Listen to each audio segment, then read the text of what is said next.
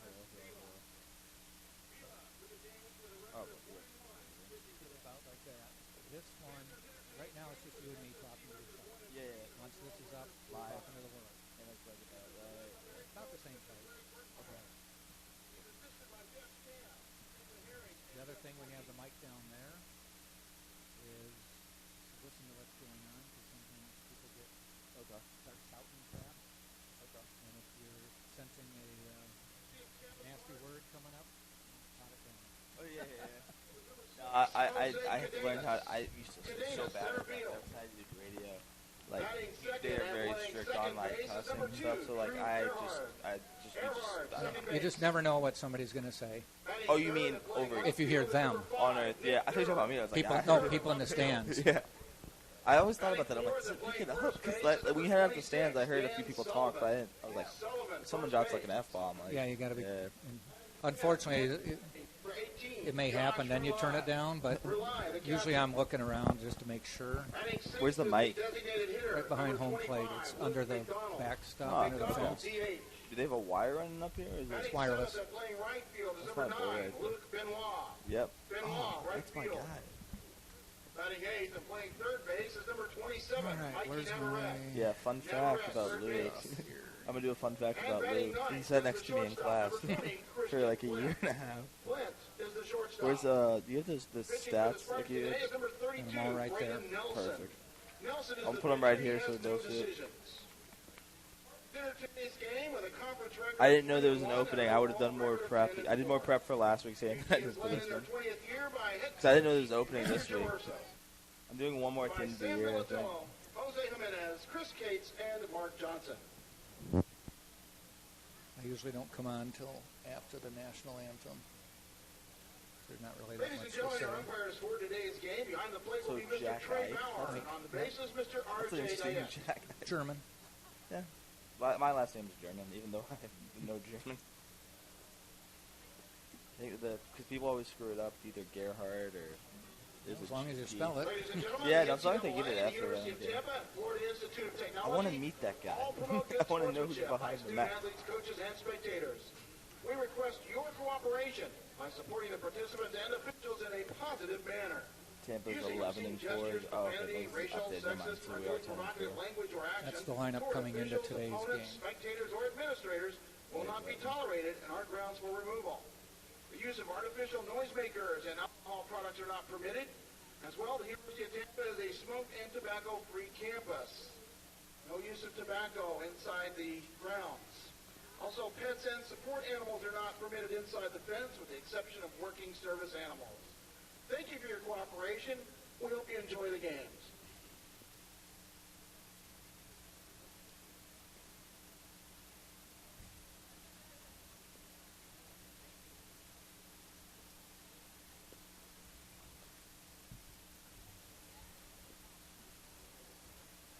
Normally I'll open the window, but it's just too cold today. Yeah. No, I don't know what's with the weather going on right now. It's just a cold front. Oh, it's blowing straight to right field. Straight out.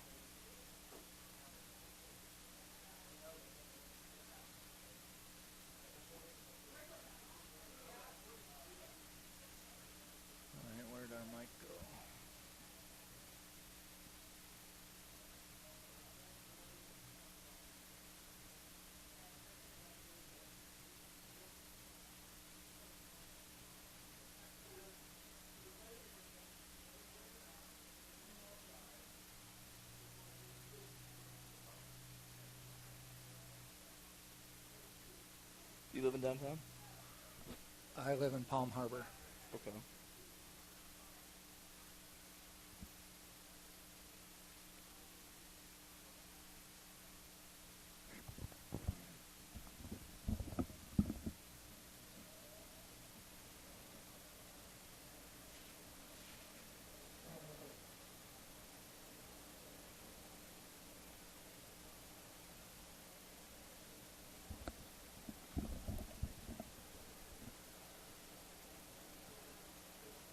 Lost our mic down there.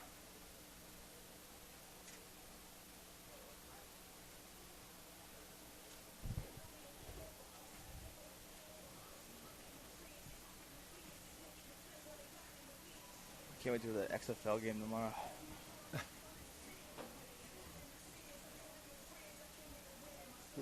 Oh, like it's crazy here.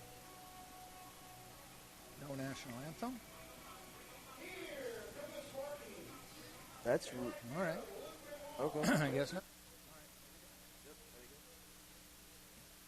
And welcome everybody to University of Tampa Baseball on the Sunshine State Digital Network. Hi everyone, Jack Ike along with Tate Gebhardt as we have the second game of a 3-game Sunshine State Conference Series between the Tampa Spartans and the Florida Tech Panthers. First game last night, a pitcher's duel all the way. The Spartans won it 1-0, scoring a run on a fielder's choice in the third inning to get the victory. And today they go for the second win, and it's a doubleheader, so a game coming up at 1 right now, and another game at about 4 o'clock this afternoon. But first, before we get started for today's game, we'll have the national anthem. America playing our national anthem.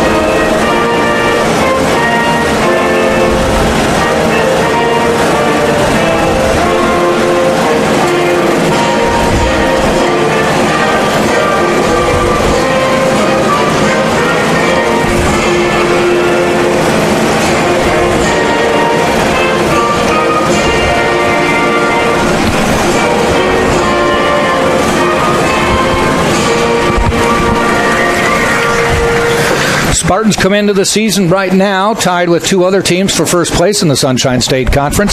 Tampa, Embry-Riddle, and Lynn both with 3-1 records. Rollins at 2-1 did not play yesterday. Berry, Eckerd, and Nova Southeastern at 2-2. Florida Southern, Florida Tech, St. Leo at 1-3, and Palm Beach Atlantic just started SSC play yesterday and is 0-1 on the year. Set the field for you for the Tampa Spartans. On the mound is Nelson for Tampa. Behind the plate is Josh Rulai. At first base, Dan Sullivan. Second base is Drew Earhart. Third base is Mikey Navarrete. Shortstop is Christian Flint. In the left field spot is Nick Durr. Center field is Jose Cadenas. And in right field is Luke Benoit. Starting lineup for the Florida Tech Panthers. Leading off will be number 9, Blaze Maris. He is a 5'11", 190-pound senior from Gainesville, Florida. Batting second in the lineup, the right fielder, number 28. 28 is Brett Parrish, a 6 foot, 190-pound sophomore from Rockledge, Florida. Batting third, the shortstop, number 4, Raul Quintero, a 5'9", 175-pound senior from Weston, Florida. Batting cleanup is the DH, number 17, Dylan Owens, 6'2", 225-pound junior from Cocoa, Florida. Went to East Florida State before transferring in. Batting fifth, the left fielder, number 22, is Vincenzo Catanza, a 6 foot, 200-pound grad student from Longwood, Florida. Played at Florida Atlantic University. Batting sixth, the second baseman, number 27, Rodney Bernard, 6'1", 175-pound senior from Tampa, Florida. Went to Hillsborough High School. Batting seventh is the center fielder, number 6, Jacob Newton, 6'3", 180-pound junior from Oakville, Canada.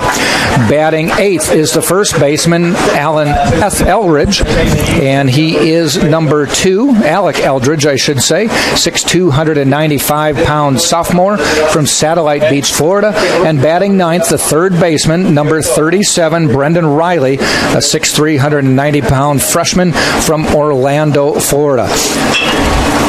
Ball to Navarrete. Fields it cleanly. Quick throw over to Sullivan. 1 up, 1 down, with Blaze Maris grounding out to start the game.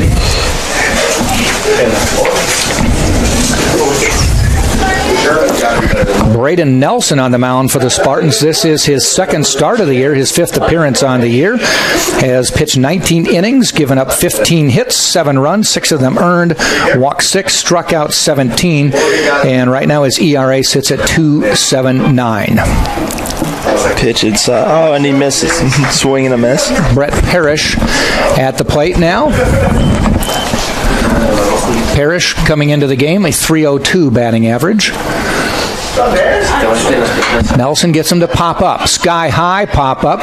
Rulai giving chase. Sullivan in foul territory, and he makes the catch leaning back. That's a hard one with the sun out here today. He's got the sun straight up. He's got the wind blowing straight out to right field, and you could tell that it blew him backwards a little bit, and he had to reach back to make the catch. 2 up, 2 down. Quintero coming to the plate. Quintero leading the team in hitting right now with a 360 average, 15 games, 15 starts, make it 16-16 for Raul Quintero. Braden Nelson has become the first day Saturday starter for the Spartans. Jordan Leisure held that spot the first couple weekends, but Nelson moved in last week and is back again this week. Leisure had a hell of a week against Florida Southern, pitched very well. Yeah.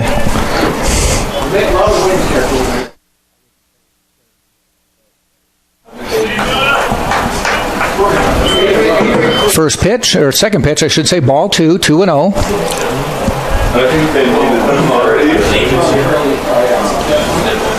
Nelson fires. A little bit low, 3-0. Spartans playing him pretty much straight away and fairly deep, infield way back. And he walked him in 4. Close, but didn't get the call on any of them. After they said, oh, strike 3. No, that's a designated hitter, number 17. Umpires for today's games. Behind the plate is Trey Bauer, and on the field is BJ Diat. Does Ben know anything about softball? Well, he said good ball. And to the plate is Dylan Owens.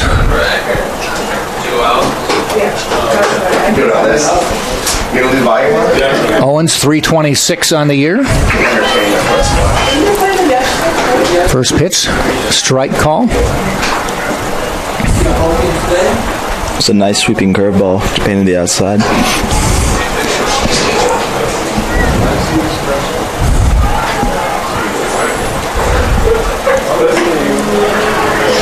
Ball 1-1. Quintero not a threat to steal. 2 for 2 right now on the season, but doesn't go too often. They don't steal too often anyway.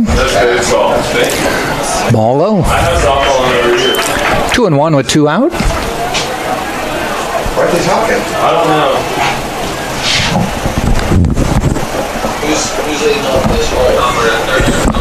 Owen steps back in. Nelson in the stretch. 3-step lead and quick throw. Chases Quintero back.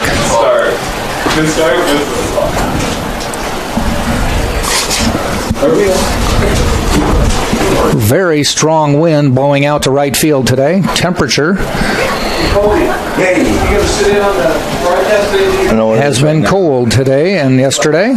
62 degrees. 3 balls, 1 strike. He walked Quintero in 4 pitches. Now has gone 3-1 on Owens.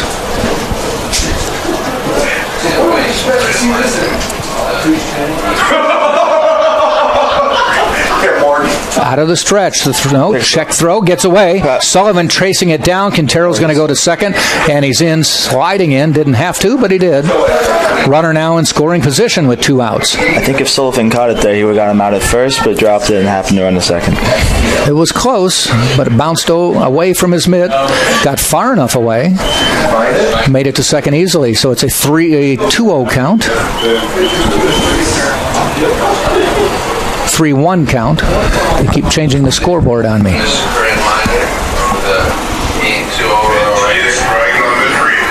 Owens waits.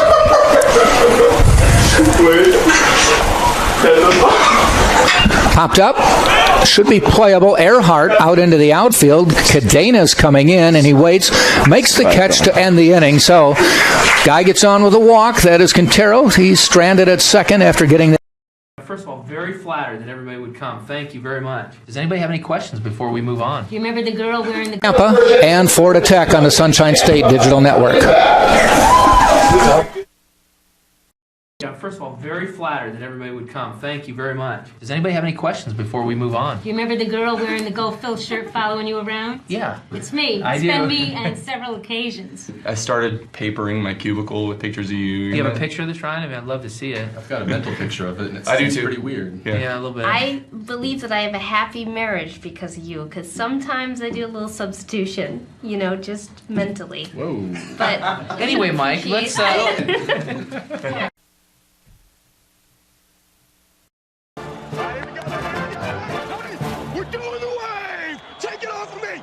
For 42 minutes, he's been trying to bring an entire stadium to its feet. You missed it, buddy. Why does he do it? For glory? Notoriety? We don't know. Frankly, we don't need to know. But much like this hero, Courtyard is all about the game. 1, 2, 3. Whoa, there's my guy. Yes. Go. Snacks. Yeah, man. Eat it up, and we're gonna burn it off doing the wave. We head to the bottom of the first inning with no score. Florida Tech and the Tampa Spartans set the defense for you for Florida Tech. Maris is behind the plate. Villa is on the mound. Eldridge at first. Bernard at second. Riley at third. Quintero the shortstop. Catanza, Newton, and Parrish left, center, and right. Starting lineup for the Tampa Spartans. Leading off will be number 6, Jose Cadenas. Cadenas is a junior from Tampa, Florida, went to Hillsborough High School. Number 2, Drew Earhart batting second. He is a junior from Tampa, Florida, went to Wharton High School. Batting third, number 5, Nick Durr, a 6-foot, 190-pound senior from Lakewood Ranch, Florida. Batting cleanup, number 26, is Dan Sullivan, a 6'2", 215-pound junior from Palatine, Illinois, went to Oakton Community College first. Batting fifth, the catcher, number 18, Josh Rulai, 5'9", 200-pound junior from Riverview, Florida. Villa on the mound gets ready to get to the rest of the lineup. That's just inside. That's a duck out of the way. Batting sixth is Luke McDonald, number 25. 6'3", 205-pound sophomore from Staten Island, New York. Batting seventh, I should say, number 9, Luke Benoit, the right fielder. And Luke is a sophomore from Boston, Massachusetts. Batting eighth, number 27, Mikey Navarrete, a 5'10", 165-pound senior from Miami, Florida. Batting ninth, number 20, Christian Flynn. And shortstop is a 5'11", 170-pound senior from Delray Beach, Florida. Villa on the mound. 2-1 count to pitch Cadenas. Playing him straight away, fairly deep. Toxic foul. Cadenas does lead this team in home runs. He has 4 in the year.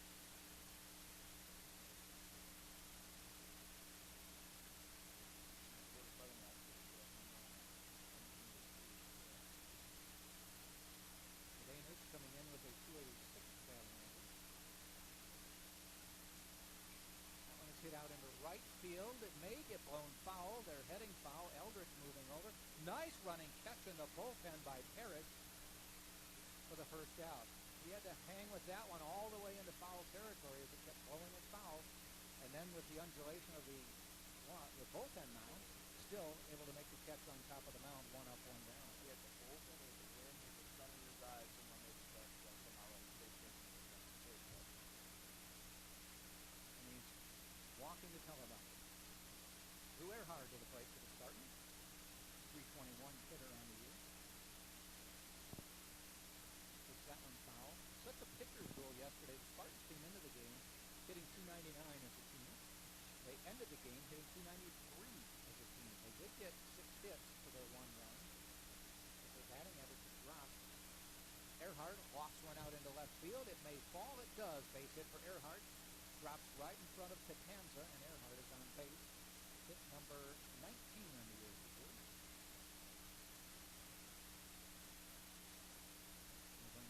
Nick Durr to the plate. Spartan left field. Coming into the game with a 316 batting average.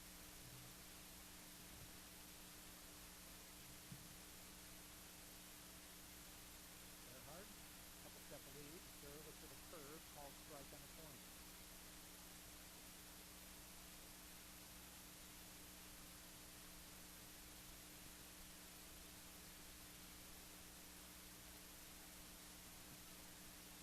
Ball high. Boris Villa coming into the game has a 2.70 ERA for Florida Tech. He's 1-1 in the season. This will be his 4th appearance, his 4th start. Pitched 13 in the 3rd innings, giving up 10 hits, 4 runs, all earned, 7 walks, 18 strikeouts on the year, a couple doubles and a home run.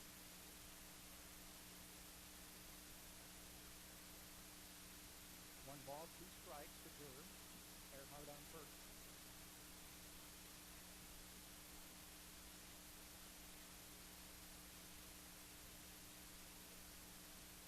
Earhart goes. Ground ball.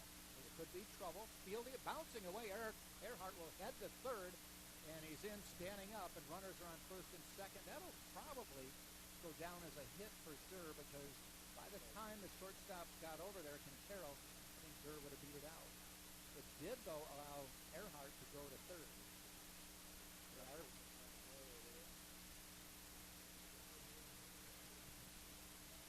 Brings up Dan Sullivan. Spartans now runners on the corners, 1 out, top of the first.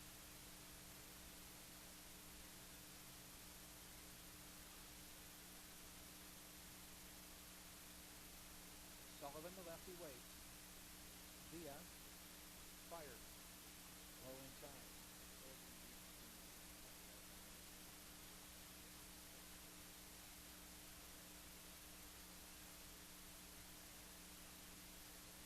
Ball 1 to Sullivan.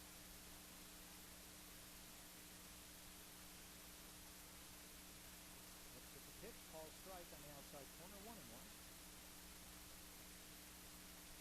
Earhart on third, Durr on first. 1 out, bottom of the first. Spartans trying to strike early in this game. They're playing Sullivan straight away deep. Foul off.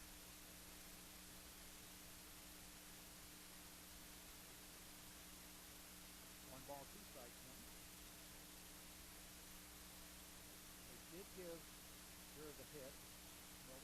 recorded, even though Earnhardt was allowed because of the bobble, allowed to go third. 1 ball, 2 strikes. Second throw to first. Not much of a lead for Gurr, though.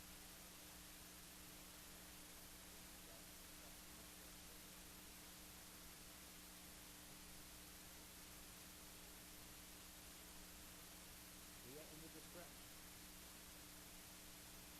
There goes Durr, popped up, may get out of play. I think that's out. It hit the screen, so dead ball seems to hit the screen.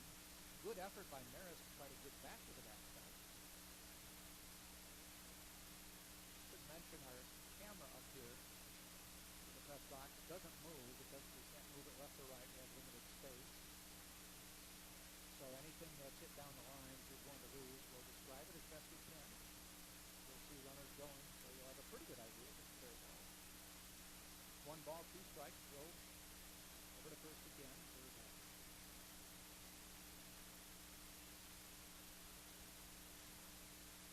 On deck is Josh Ruai for the Spartans. 1-2 on the way. Sullivan fouls it off.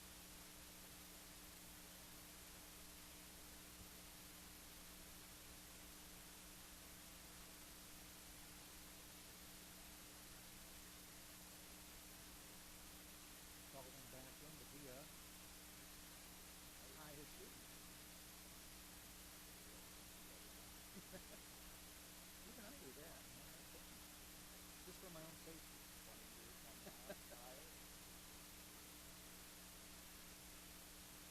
Villa is a 5'11", 185-pound junior from Barranquilla, Colombia. 1-2 pitch outside, 2-2. Good stop by Maris. Keep that one from going to the backside.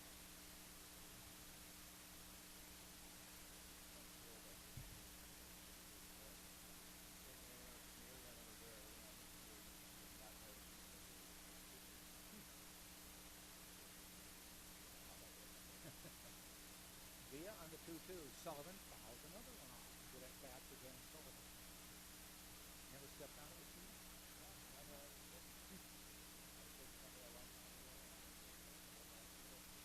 Now they have Velcro.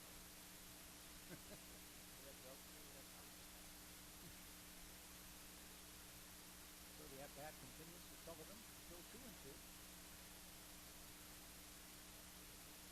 The pitch. Sullivan taps it. A fair ball. Earnhardt will score. They get Sullivan out at first for the second out, and Durr advances to second, so won't probably go down as a sacrifice, but it is an out and an RBI, and the Spartans lead it 1-0. Even when he hits the drive into the bat, Dan Sullivan somehow makes it a bunt hit. Look like it's impressive. I don't know. And he tells his friends he's going to say he slammed that one hard for the RBI. We have video proof that maybe that isn't true. Regardless, it's an RBI. That leading or teammate in 17 of that.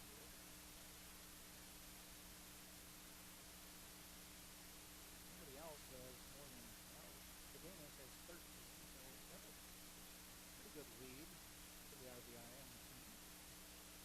Brings up Josh Ruai. The righty takes a called strike. Now Durr on second in scoring position. So in the first inning, the Spartans already scored as many runs as they had yesterday. Dominant strikeout performance. Brandon Kennard, 15 again. 14, I should say, 15 last week. And as a team, the Spartans, for the second Friday in a row, recorded 20 strikeouts of the 27 outs. And that equals the all-time Tampa high for a 9-inning game.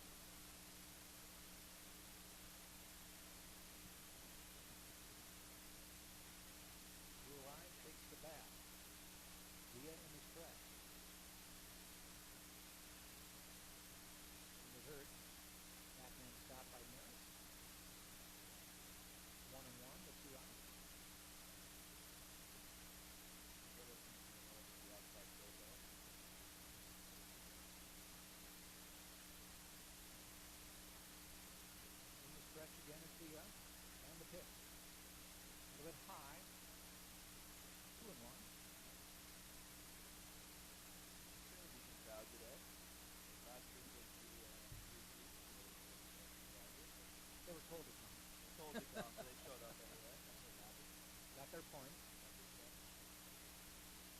pitch on the way.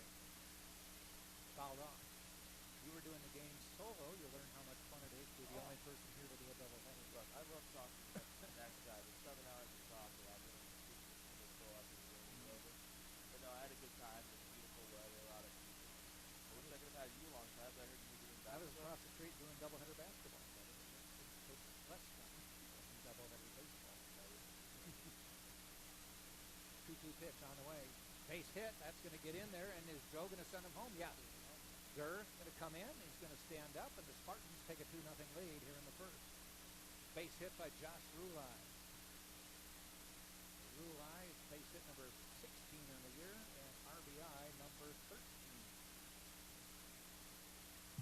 So the Spartans already doubled last night's output. You knew that would probably be the case today. So Boris Villa responsible for Rulai. Little toss between the third base and Riley in the baseman. Brings Luke McDonald to the plate.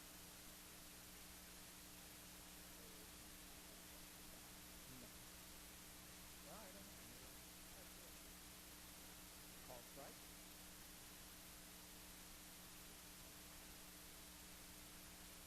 If he was, I would think they'd be stamping the team a little more.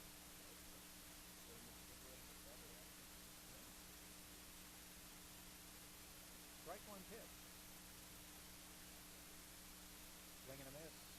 A little off it. Donald couldn't dial her down. Behind 0-2 with 2 outs.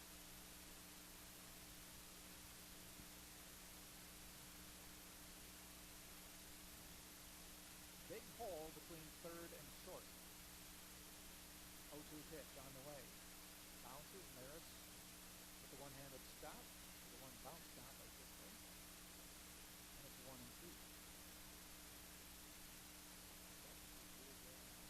Yeah, it is.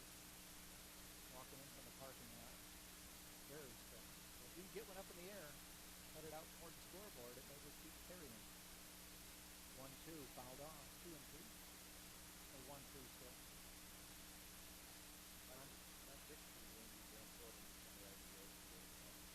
You know what? That's probably a good bet.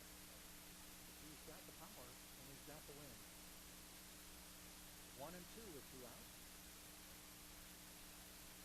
Swing and a miss to end the inning. McDonald went upstairs looking for the hit, didn't get it. Spartans do pick up a couple runs on 3 hits. They lead 1. We played one full inning. It is 2-0 Tampa on the Sunshine State Digital Network.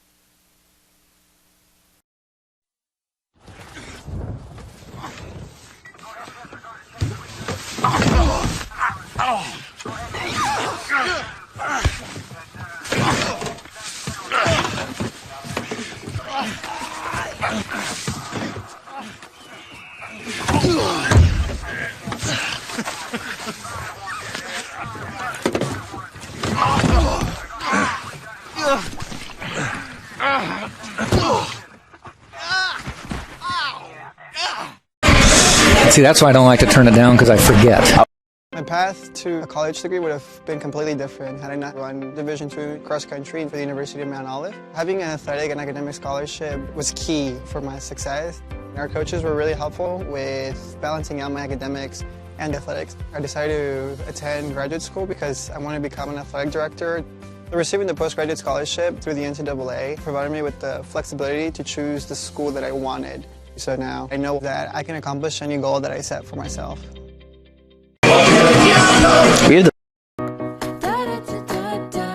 At Doubletree by Hilton, we believe in nice. Not your okay, fine, just being polite kind of nice, but a genuine nice. The kind that's contagious, that you can't help but take with you. The kind of nice you want to share with others. We head to the top of the second. Want to apologize. We had some audio problems there. Spartans did score 2 in the bottom of the first to take a 2-0 lead. We head to the top of the second. There'll be Catanza, Bernard, and Newton coming to the plate. Catanza coming into the day with a 194 average. First pitch outside. Braden Nelson on the mound for the Spartans. Josh Rulai, the battery mate.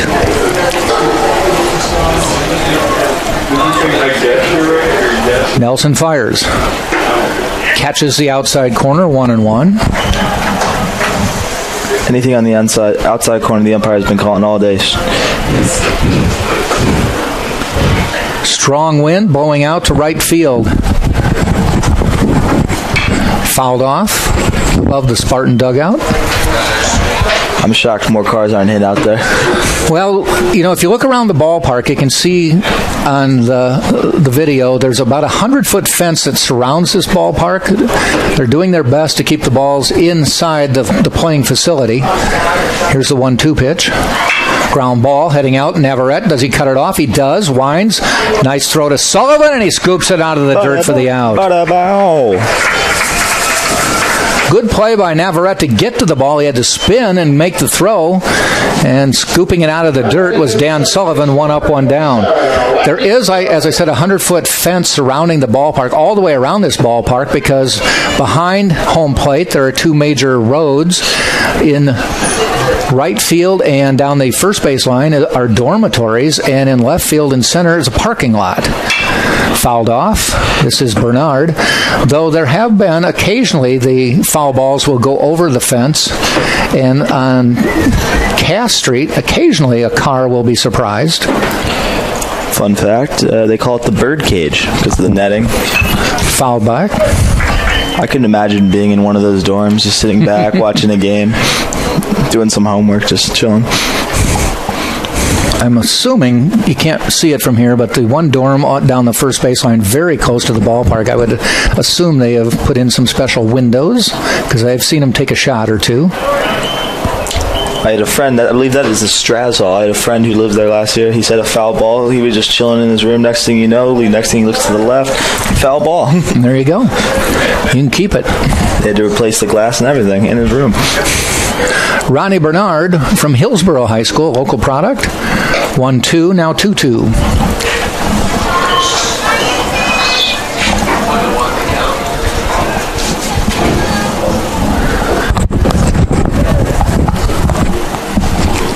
Two pitch on the way.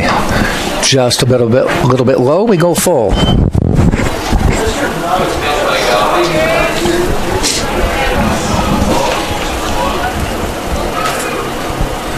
And the payoff pitch. Ground ball foul. We'll do it again.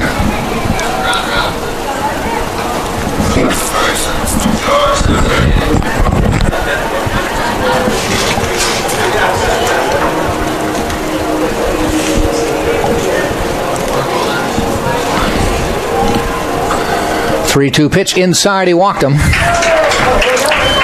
So with 1 out, Bernard on first, and it brings up Jacob Newton to the plate. Second walk of the game for Nelson. Number 6, Jacob Newton. Greg Berkemeyer flashing the signs. Third base coach, head coach. Would not be shocked if Nelson threw an off-speed pitch here, tries to get a double play or inning top inning double play. Quick throw, back in time. Spartans playing at double play depth. The infielders not all that deep, but not playing in.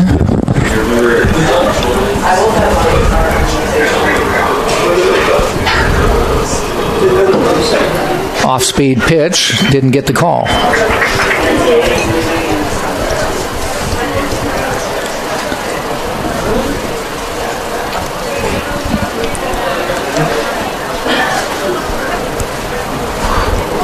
Newton, the lefty, back in the box. Nelson fires. Swing and a miss. 1-1. Got to give the fans credit. They came out in pretty good numbers, but most of them are sitting in the shade. I see my mascot Spartacus out there representing. A couple of years ago, they put a cover over the bleachers here. Normally, it's a good thing. Today, it's a little chilly. In the past, before they put up that cover, I tell you what, some of the games in May, late April, 85, 90 degrees, nothing but sun, you could literally fry an egg on the benches. 1-1 with one out. Again, a throw. I know some college freshmen that would love to do that, as there are no kitchens in most freshman dorms. As I learned. Come over here, make an omelet, watch a ball game. Look, you do what you got to do.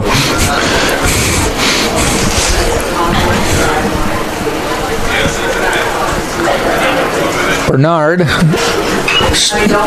tried stealing 4 times, made it 3, got caught once.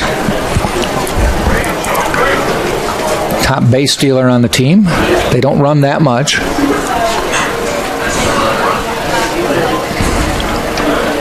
I believe you told me Florida Tech only has 2 home runs on the year. 2 home runs as a team, and they both belong to Brett Parrish. Again, a throw. So even though they don't steal a lot, their Spartans are paying close attention.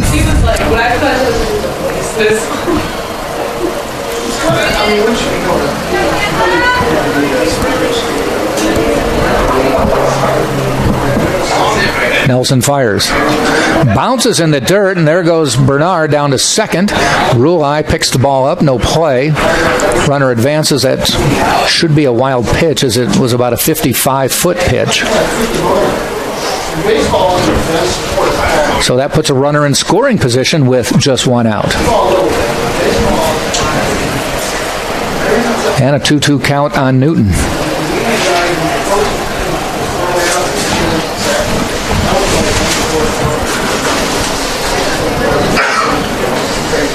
The pitch. Tap foul. Do the 2-2 again.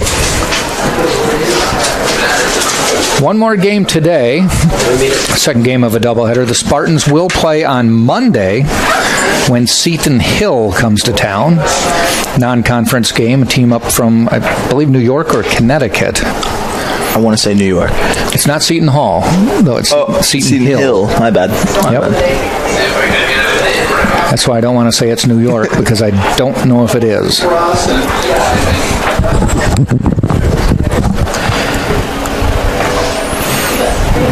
Nelson in the stretch. A little glance back. Fires. Popped up. Should be playable. Right in the Coming in quickly is Durr. He's got room. And camps and makes the catch for the second out. For those watching at home, there is a sun, so... You may notice, if you look at the... there's no clouds in the sky here. It's a cloudless day here in Tampa. What a beautiful backdrop, though, with the downtown Tampa in the background here. I would say top 10 in all the country, any division, put it up. Our backdrop has to be one of the best. This is a metro college right downtown Tampa. The buildings you see across the way are separated only by the Hillsborough River. Eldridge to the plate. I would have to say our college leads any other college in palm trees per square capita. As each palm tree you see, I think, is upwards of 10,000, is what I was told. 1 strike on Eldridge. Bernard on second. Tampa leading 2-0 here in the top of the second. Eldridge tried to get out of the way, and it was called a strike. So 0-2 with 2 outs. This country wants me to go graphic for a guy who almost says 4. Almost. He gave me 4 guys, and we forgot Paul. And the pitch. No, he missed it by 2 seconds. Swing and a miss. Gets away. Bases open, so they'll have to try to get him. The throw. He beats the throw, and they're going to be runners at the corners with 2 out. That one bounced under Rulai's mid. It was a swing and a miss, but a drop third strike, and went all the way to the backstop and just kind of deadened when it got there. If anyone ever tells you there's 3 outs in an inning, well, there can be as many as you want, folks. That will go down as a strikeout. I've told the story a few times, not this year, but I've always asked people, do you know why you run on a drop third strike? Why they invented that rule? I cannot answer that question. And I asked somebody that, and they're like, well, because you dropped the strike. And I'm like, but why did they invent that rule? The rule, by the way, it's Riley at the plate. The rule was brought in about, 130, 140 years ago, around 1870, 1880. And it's kind of like playing youth baseball. They didn't think it was fair that a batter could go up there and not get a chance to hit the ball, so they said pretend like he hit the ball and run. And they've just never taken it off the books. It's one of those rules as the years go Always on. a winner. Everyone gets a ribbon. It's the world we live in today. Yeah. 1-1 pitch. Slow curve, just misses. Yeah, that's why it was invented, to give the batter a chance to run as if he hit the ball. I would have said, well, if you hit the ball to the backstop, you hit it foul. Wow. Yeah. They didn't ask me 140 years ago, though. Yeah. Swing and a miss, went upstairs. Yeah, Jack, that was about 110 years before my time. Yeah. So. Yeah. Well, I'm not 30, so let's say 120. Okay. College kid, I can do basic math. Yeah. I'm from Venezuela. Venezuela from Venezuela. 2 balls, 2 strikes, 2 outs. Runners on the corners. The number 9 hitter, Riley, at the plate. Nelson fires. Just misses. Both pitchers today have been living on both corners as they try to paint both sides of the plate. Seems though if it's the inside corner, he's been giving him the call more than he did there on the outside corner. Yeah. 3-2 pitch. Runner on first goes, and he walked him. Wow, I don't know. Nelson didn't like that call, but the bases are now loaded with 2 outs. And we'll go to the top of the order with the catcher, Blaze Maris, to the plate.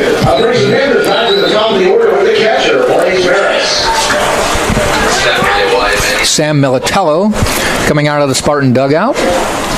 Spartan associate head coach and pitching coach. This is usually the courtesy trip to keep them calm. Nobody warming up in the Spartan bullpen, so can't make a move if they wanted to. Just tell them throw strikes. You've got fielders behind you.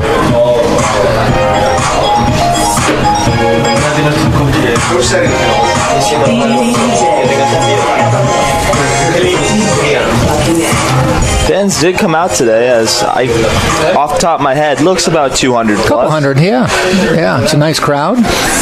Later in the year, you'll see more pro scouts here. They all congregate behind home plate. You'll see them. And you know they're scouts because it's odd to have 20 middle-aged guys all showing up at a college baseball game. Yeah. With like Patagonia hats, Yeah. with like one blacked out Colorado Rockies logo. Yeah, I've seen the few. Yep, they'll show up later in the season, They all got especially the way Brandon Kennard is pitching. He's been outstanding this year so far.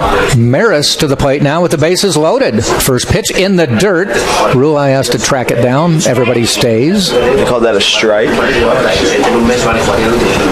He did go after it. I thought he was going to ask the umpire if he win or not, but I guess The umpire said, I'll make the rule on my own.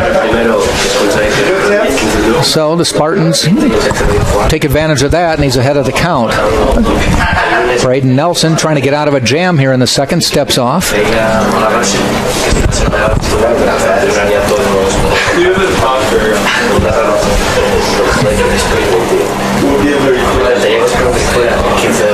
Nelson steps back on, and Maris steps back in.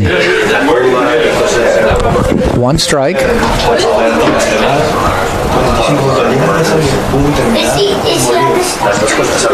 That catches the outside corner. 0-2 now.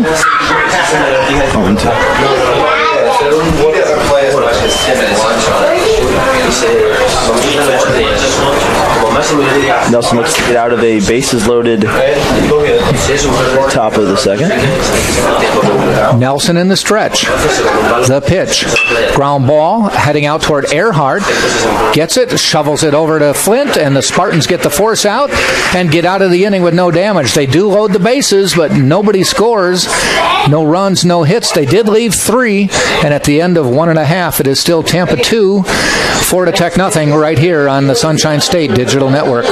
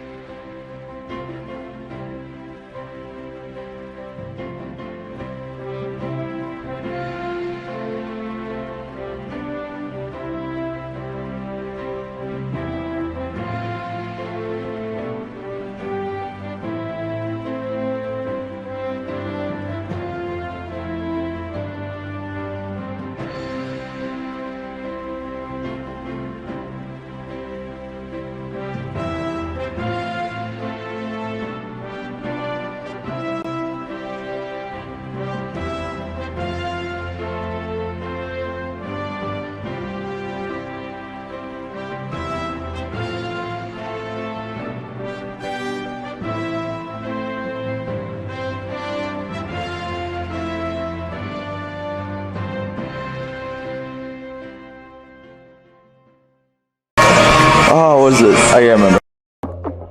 We're more than just $7.99 large two-topping pizza delivered. Hey, B, is this it? We're an end zone dance at your doorstep. No one out-pizzas the Hut. So let's head to the bottom of the second. The Spartans will set up Luke Benoit, Mikey Navarrete, and Christian Flint, 7, 8, 9 in the order, to face Boris Villa. Villa gave up 2 in the bottom of the first, and that's the lead the Spartans have as we head to the bottom of the second. Fun fact about the next person up to bat for your Tampa Spartans, Luke Benoit was actually my classmate earlier this semester. I believe he got an A in a few projects here and there. I heard you sat next to him and were glancing at his papers all the time. All the time, yes. Yes. That's why we both failed. Science. Nah, he's a smart kid. We all had the same answers. We all have the same answers. He's a smart kid, an even better person. Let's see what he can do here as he leads off the bottom of the second. Benoit, just a sophomore, he's from Boston, but went to IMG Academy down in Sarasota, Bradenton area. First pitch from Villa on the way. Benoit checks the swing, but it's a called strike. Fun fact about Benoit, his last college was the University of Kentucky in Lexington.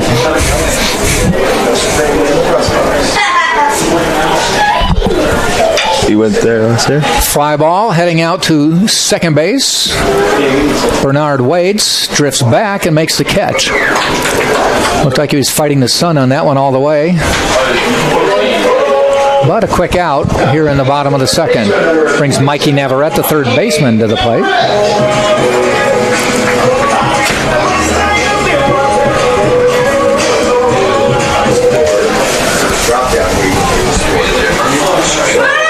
Navarrete coming in a .292 hitter on the year. Getting a chance to play full-time starter at third base this year. Moved around from short to third and some backup roles previously. Little bender called for a strike inside corner.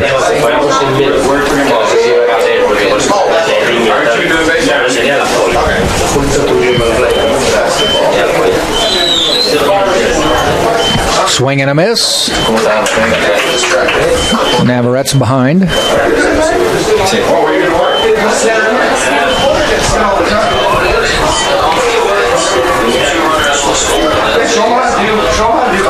One-two pitch right down the middle, and Navarrete somehow was frozen on that one and is called out. First out, second out of the inning, I should say. And it brings Christian Flint to the plate. Spartan shortstop. 304 on the year.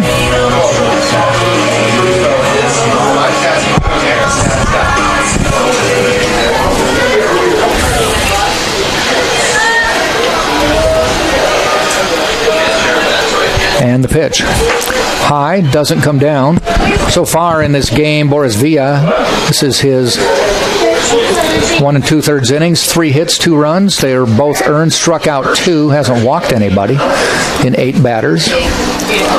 Another curve, call strike. He has been living off a high percentage of curveballs to start off today. And the pitch, down the middle, fouled off. Two-hopper to Coach Urso. Fields it cleanly. Fun fact about him, he used to be a former Spartan. He did his time, he should. Former Spartan great, for that matter. Yes, indeed. Probably surpassed that level with his coaching. Swing and a miss, inning is over. So a couple strikeouts to end the bottom of the second for the Spartans. Nobody gets on, and we've played 2 full innings. Tampa 2, Florida Tech nothing, as we head to the third on the Sunshine State Digital Network.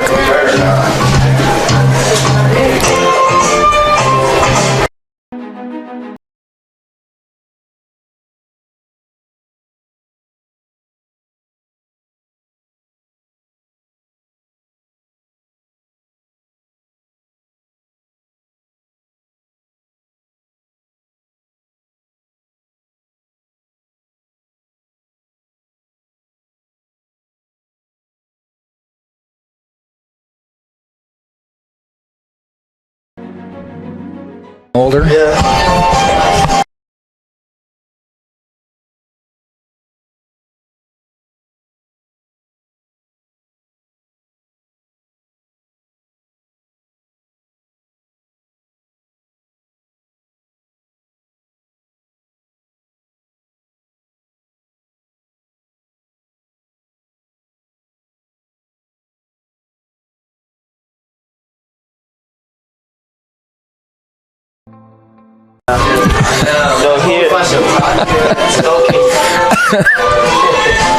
Whoever said that less is more or less mathematically challenged. Less isn't more, it's less. And the only thing more than more is a lot more, which is exactly what I get at Embassy Suites.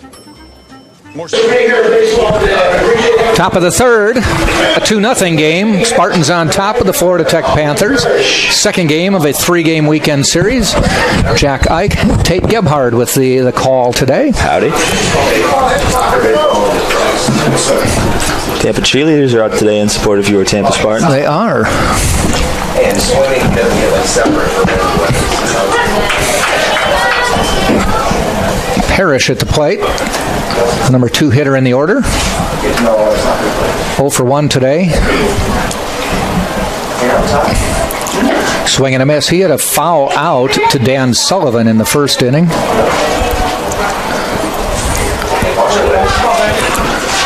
Braden Nelson got out of a bases-loaded jam last inning. Little looper. Who wants it? Mikey Navarrete does.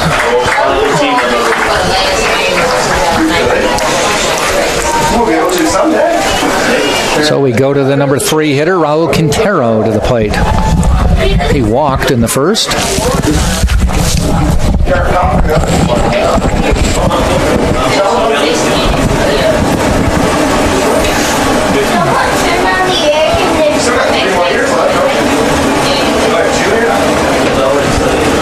Pitch from Nelson. Off speed, swing and a miss.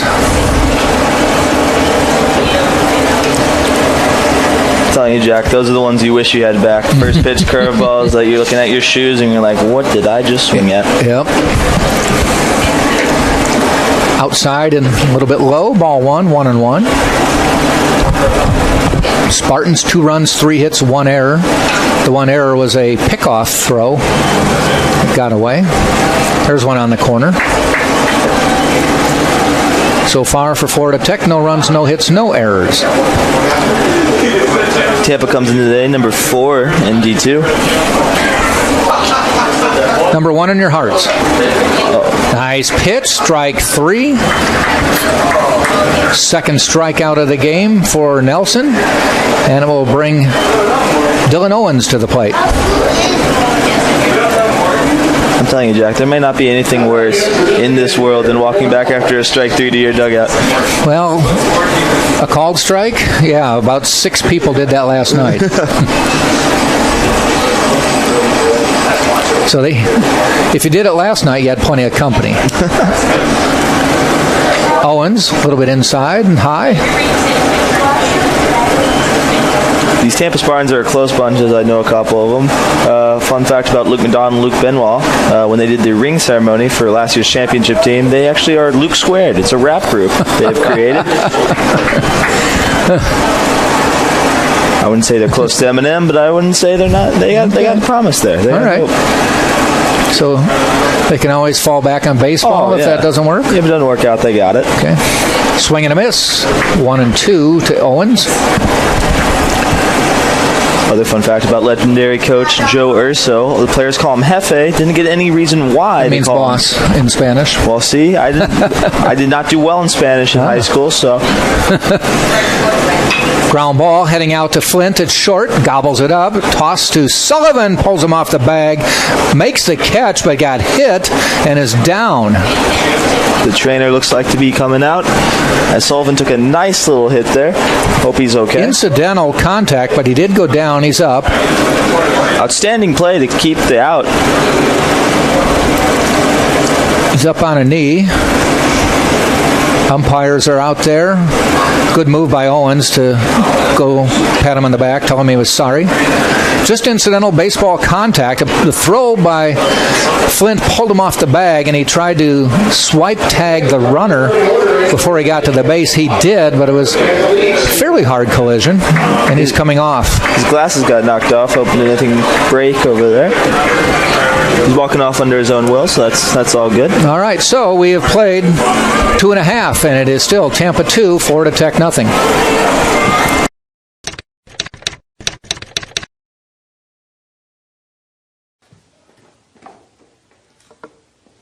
Nada. No. Empanada. It's Mr. Empanada to you. Now serving up scrumptious empanadas in convenient Tampa Bay locations. Mr. Empanada, delightfully delicious.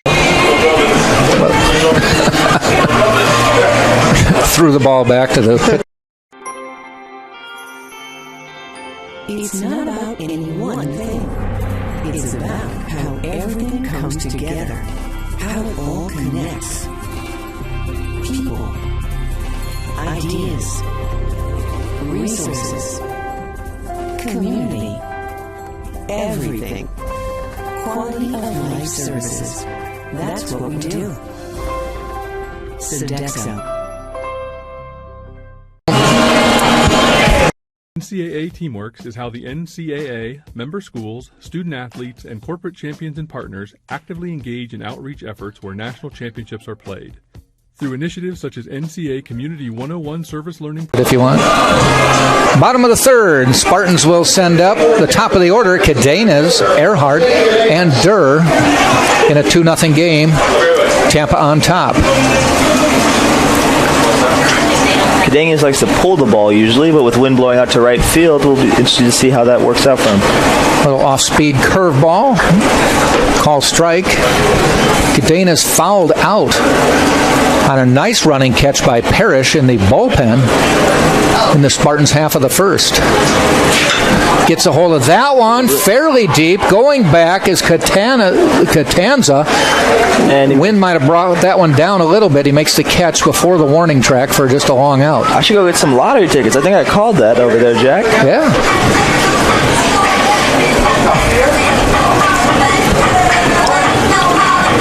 It'll take a little extra oomph to put one out in left field today, though I don't think Cadenas got all of that one.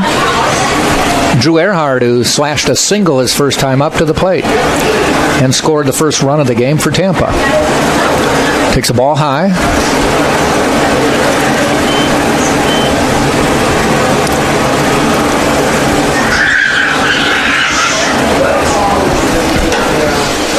Check swing on that, or he actually didn't even pull the trigger on that one. 2-0.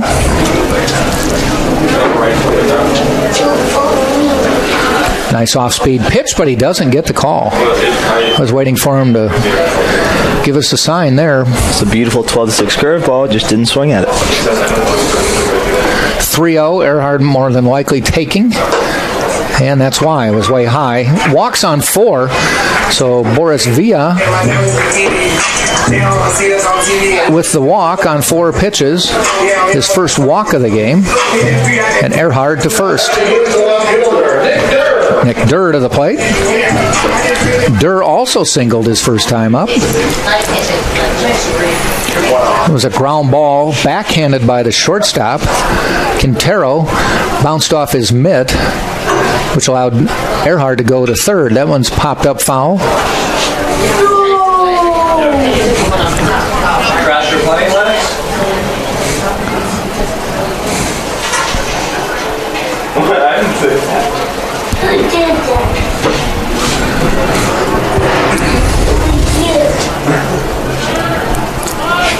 Villa in the stretch, fires. That one's hit out into right field. Again, this may be hooking foul. Parrish giving chase, and it bounces foul just in front of him.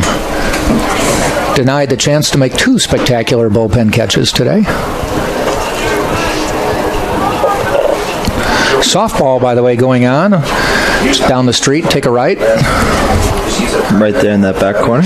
Spartans softball team beat Eckerd yesterday 2-0. So not a lot of scoring in the 2 baseball softball games here yesterday. There goes Earhart. Throw down to second. And he is called out. I think he touched... Oh, okay. I think they got him on the foot because the throw was not on the bag, and Earhart slid ahead of the throw, but the second baseman, Bernard, they're saying got him on the foot. It was a heck of an effort by the second baseman.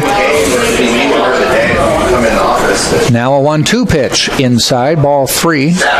Ball, I take that back, 2-2 now. Soccer, do something that has like the leading goal scorer, the leader. So now Durr at the plate with nobody on and 2 outs. For a lot of different things. And he's called out on strikes to end the inning. So what started out with a little bit of promise comes to a quick end for the Spartans as Durr called out on strikes. We played 3 full, and it is still Tampa 2, Florida Tech nothing right here on TampaSpartans.tv. Before the house, before the office, the late nights and new bosses. Before the last hugs, the wins and the losses. Before building the team, before building yourself, the rise and grinds, all day, every days. Before the letter, before the dream, there was a kid who loved to play. If you have the talent and dedication to succeed in school and in sports, we'll provide the opportunity. Actually, I haven't had either in a while. This is the University of Tampa.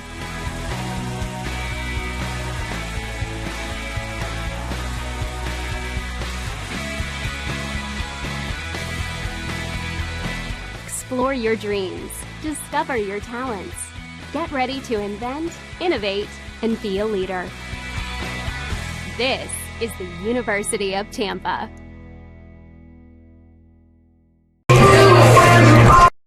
To the top of the 4th, this game cruising right along, just like yesterday's game. Yesterday's game done in about 2.5 hours, which is pretty quick for these games. I guess when there's only 1 run scored. A lot of strikeouts. Andy Marshauser pitched a really nice game for Florida Tech as well last night. An all-SSC pitcher a year ago. But he took the loss in a 1-0 game. It'll be Catanza, Bernard, and Newton. 5, 6, 7 for Florida Tech here in the 4th. Braden Nelson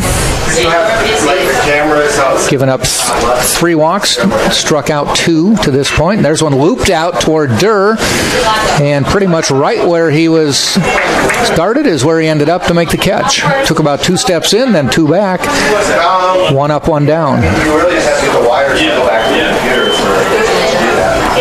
For those watching at home, it looks really simple when it's hit right at you. That is one of the hardest catches in all of baseball. People don't, when they drop it, they go, why did he drop it? But when it's right at you and they're sunning your eyes, it's like they're catching a meteor. I think we have a pinch hitter. We have number 11. No, that's not. 27. It's 27. We have a T. Brown listed on here. That's not right. Okay, it's Bernard.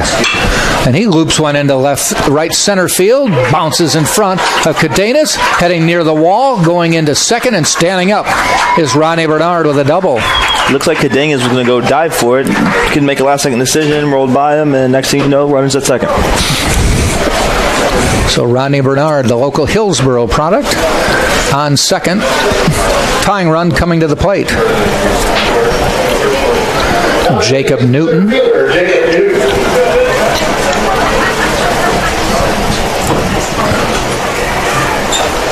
One out, man on second.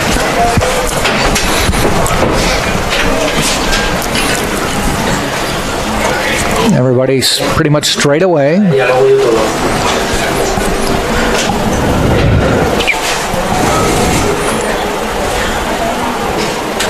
Swing and a miss, nice off-speed pitch.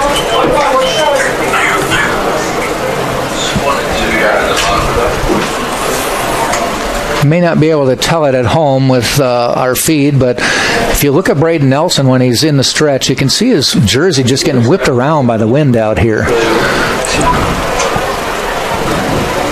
Of course, it doesn't do it now that I highlight it. No, I can back you, Jack. It's been windy all week here. A little bit inside, 1-1. I woke up for a 10:30 class. I think I'm in Florida, so I'm thinking it's going to be 80. Next thing you know, it's 45. Yep. The wind's going everywhere. So a lot of people were very happy this cold front came through because it brought a lot of rain on Thursday night and really knocked down the pollen, which has been bad. Allergies have been crazy here. Yeah. Ball gets away from Rulai, heading over to third, throwing it away into the outfield, an ill-advised throw, and Bernard will trot home, and it's a 2-1 game. My question to you, Jack, there, is that a double error? I've never seen one of those, because I don't know if that would count as an error. Well, it's a wild pitch and then a throwing error. Okay. Wild pitch doesn't get credited as an error. It's just a wild pitch. Yeah. But that was definitely an ill-advised throw because Bernard was there. He thought he could gun it in at the last second and just dropped it. So Bernard's double leads to a run, and it's 2-1. And now putting down a nice bunt. It's going to stay on the grass, and it's going to be a base hit. Great play by Jacob Newton, and the tying run is now on first. I don't think younger kids understand the importance of bunting today, as it is a part of baseball, and if you can do it right, you can do it well, you can make a lot of money doing so. Yeah. Ichiro Suzuki, I remember growing up watching him doing the running bunt. Yeah. Perfect bunt. Once that one got on the grass and got off the dirt, it stayed fair and slowed down. Textbook bunt right there. And had enough oomph on it to get kind of in no man's land. Yeah. Too far for Rulai. Ball inside. This is Alec Eldridge. Eldridge struck out his first time. First runs of this weekend for Florida Tech. Their 12th inning of play this weekend. Throw to first, back in time. Little cat and mouse game going on over there.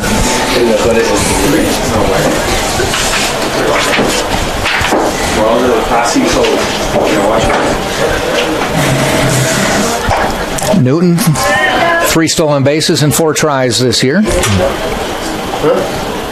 watched it. I don't know if we have the talent. I don't think we have the talent, but of course we can. 2 balls, no strikes. Eldridge at the plate. Nelson sets. Tomorrow. Yeah, of course. Call strike, 2-1. I don't think so. That's that outside corner. He's been calling that all game long. From here, it looks like it might be, might not be. But he's consistent. I feel like umpires pick a spot and just stick with it the rest of the game to his reference.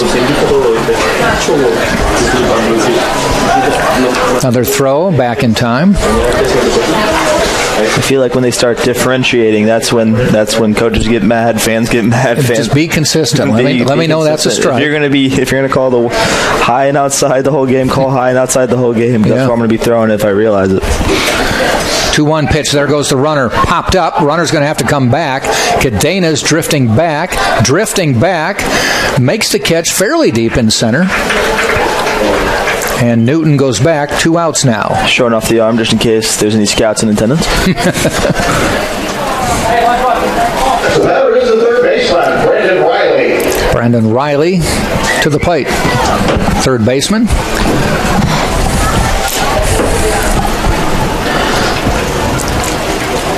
Newton was running. You can see Cadena's just kept drifting back, as we've mentioned how strong this wind is. Riley walked his first time up. Swings and misses on the first pitch. Florida Tech pushed a run across here in the third.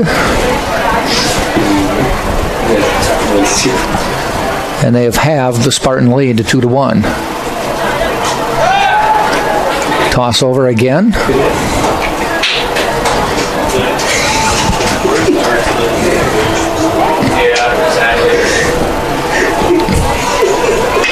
Oh, 1 on the way.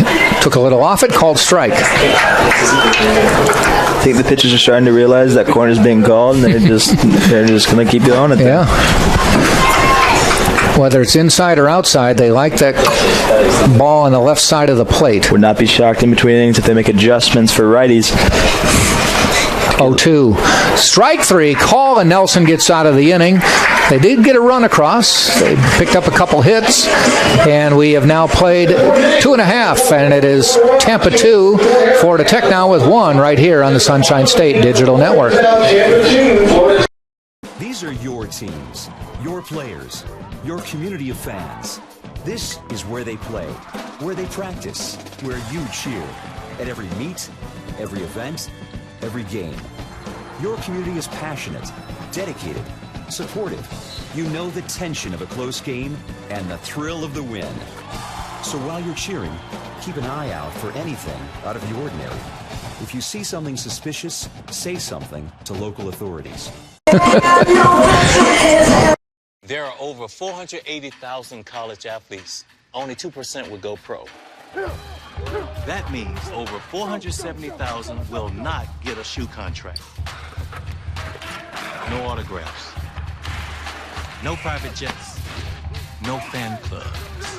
No Hall of Fame inductions. Instead, they will walk away with something much more valuable.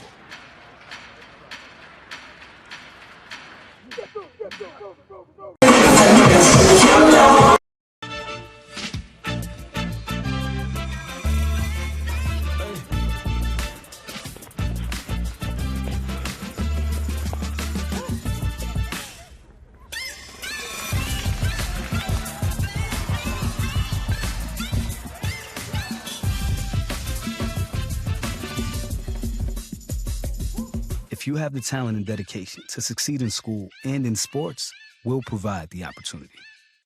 Bottom of the third we go. Dan Sullivan to lead off for the Spartans, and Josh Rulai and Luke McDonald. Glad to see he's okay after a collision at first base. Flipped his glasses off. Probably just knocked the wind out of him. Boris Villa on the mound for Florida Tech. Finally, the Panthers with a little run support for their pitchers who have pitched well this weekend. I'd like to be on record here saying if there's a fastball, Dan Sullivan's going to take it to right with the wind. Actually kind of dying down as I look at the flag. It does, yeah. Inside, and I thought he looked like he was going to go to first. Does not, just inside. My high school coach used to tell us to put our jerseys a little out like this. Just in case. In case it clips it. Free bag. 2-0 pitch. Sullivan gets a hold of it, heading out toward the scoreboard and right, and it's gone. Tate Gebhardt. I'm going to go buy the lottery ticket, Jack. It's been nice announcing with you. Yeah, I hope you remember how great I was for your career. Dan Sullivan just put one in the bleachers. Actually, there are no bleachers there, but over the wall in right field, and the Spartans get that run back 3-1. Here's the replay. That baseball is long gone, like the ex-girlfriend that will never return. Home run, Dan Sullivan. Not sure if we have the replay. This is a new option we have here, and we're just trying to do it the first time, see if it works. Here it is, folks. Someone sent me that footage, as I'm sending that everywhere. And so that's Sullivan hitting the home run, and for Sullivan, his second home run of the season. And Josh Rulai now to the plate for Tampa. 3-1 now. And Blaze Maris wants to go talk to Boris Villa. By the way, the women's basketball team just starting its game, final regular season game. It's down at Lynn, started at 2 o'clock. The women, 18-1 in the Sunshine State Conference, ranked 13th in the nation. Unfortunately, their unbeaten conference season came to an end on Wednesday night when they lost to Florida Southern. But they'll be in the number 1 seed in the Sunshine State Conference tournament, and we'll play a home game on Tuesday night here at the Bob Martinez Center. Opponent still to be determined, though it could be Lynn. So they could meet today to end the regular season, and they could meet on Tuesday to start the tournament season. Rulai walks in 4 pitches. So Boris Villa did not handle that home run well. No action, though, in the Panther bullpen. Brings Luke McDonald to the plate.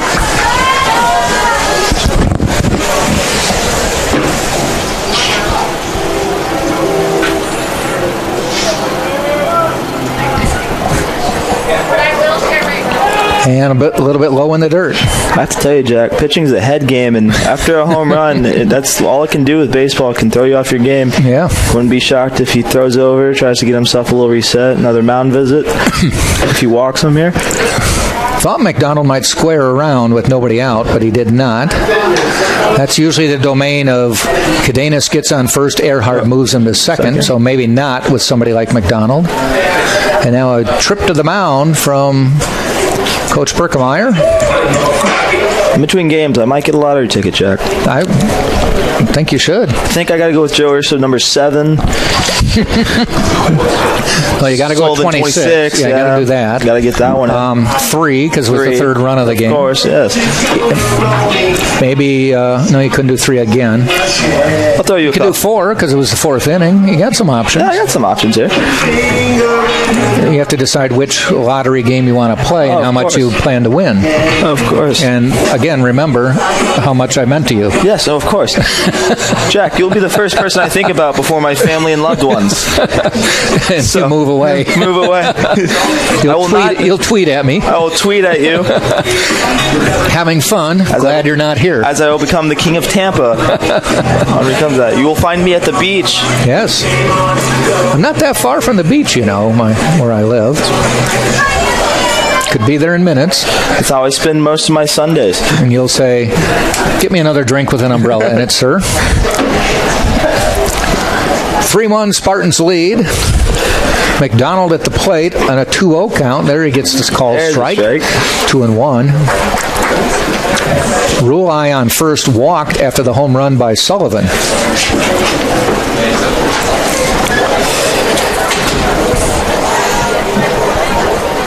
That one's hit foul.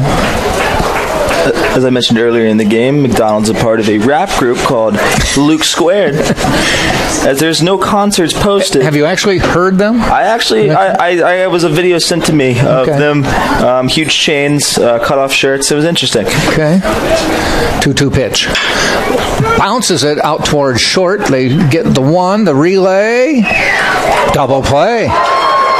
We don't have replay here in D2 baseball. Nope. We cannot challenge, but I think he might have been safe. It was close. We've had a bunch of close ones that I assumed were safe and have been called out, so we're assuming he had a better view. We have one camera, so it won't do you much good. Luke Benoit to the plate, 2 down now. But the Spartans do have the Sullivan home run, which you can't take away. There have been no trash cans banged today, as you do not know what the pitch will be called. Speaking of that, they almost throw at the batter there. My wife brought up to me yesterday, she said, hey, I just saw a story that I guess the Astros are getting hit left and right in spring training. And then, coincidentally, I read this story that, no, they're not being hit left and right. They've been hit 7 times in spring training, which you might think is a lot, but it's actually only like the third most in baseball so far. And when you put minor leaguers against major leaguers and that's in the beginning of the year, people tend to have the curveball doesn't break, it hits a guy. And that's what they pointed out is the people who have either been the pitcher or the batter had nothing to do with the scandal. And they were minor leaguers throwing to minor leaguers, just don't have the control, so they said don't read into it. The over-under is 85 on the year. I'm hitting the over every time. So now is that high? I don't know. I actually think in 162 game season, I wouldn't be shocked at all. No. Yeah. And they're definitely going to get intentionally hit. What they're talking about is a ban for people if they intentionally hit the batter. So what people have come up with a resolution is on the internet and Twitter is if there's a runner at first, instead of picking off, just throw it right at him. It's when you start seeing frontline starters. There's a swing and a miss to end the inning. Frontline starters on the mound throwing the frontline batters at the plate. Then you know something's going on. To the 4th inning for Tampa. The Spartans added 1 run on Dan Sullivan's Good job, Jack. run of the year. At Jimmy John's, we're freaks about best-in-class ingredients. So it's no wonder we announced our new 9-grain wheat sub in the middle of a wheat field. When you've got news this big, it's not enough to just add it to the menu. Where's the freak yeah in that? To celebrate a new sandwich with a taste so inspired, we introduced it in the place that inspired it. The new Jimmy John's 9-grain wheat sub, now available at a Jimmy John's, much, much, much closer to here. Wheat yeah? Freak yeah. That's what I'm saying. I'm going to ask. First of all, very flattered that everybody would come. thank you very much. Does anybody have any questions before we move on? You remember the girl wearing the Go Phil shirt following you around? Yeah. It's me. It's been me on several occasions. I started papering my cubicle with pictures of you. Do you have a picture of the front? I'd love to see it. I've got a mental picture of it. I do, it's pretty weird. Yeah, a little bit. I believe that I have a happy marriage because of you, because sometimes I do a little substitution, you know, just mentally. But Anyway, Mike, let's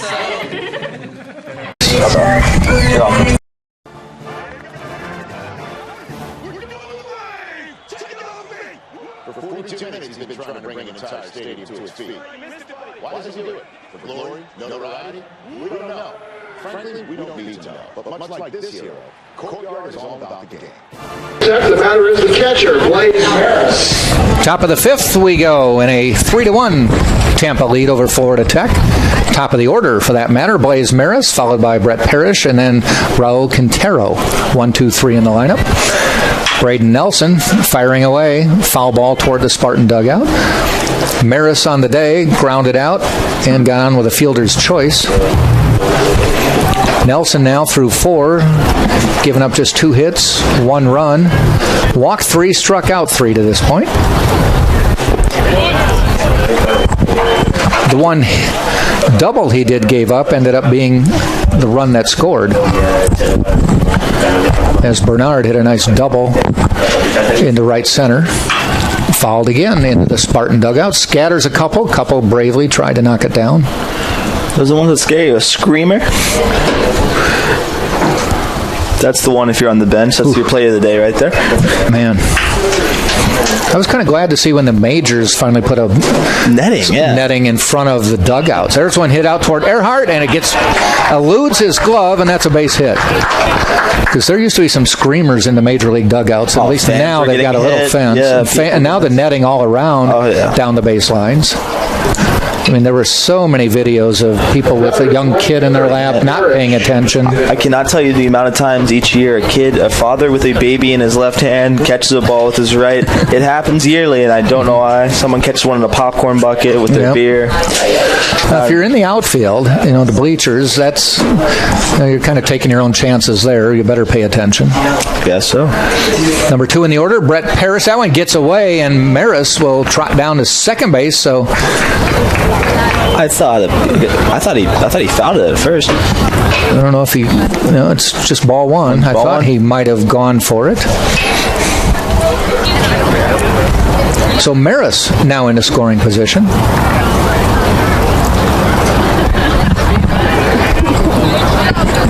Parrish, the only player on this team to hit home runs this year. They've hit 2. He has them both.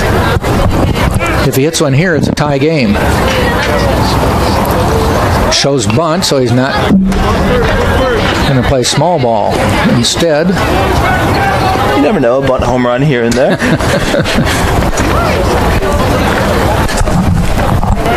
I'm sure there's some recorded somewhere where a guy put down a bunt and scored on the same play. Maybe not at the professional level.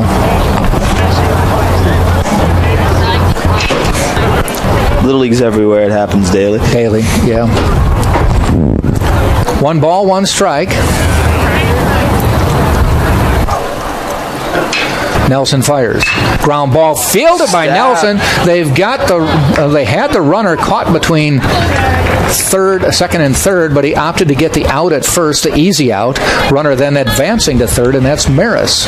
But he was caught dead. I don't know if Nelson didn't like the option. Somebody more than likely told him what to do with the ball, and he went to first. I'm assuming someone said 1-1-1 because it was weird. Might not have liked where the fielders were.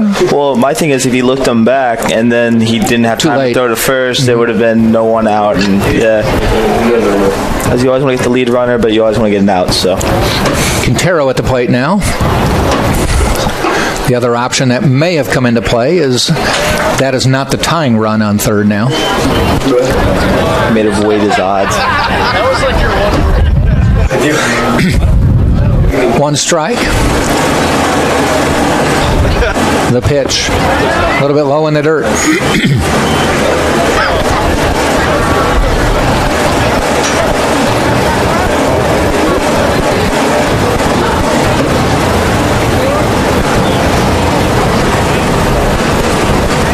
1-1 pitch in the dirt, blocked by Rulai.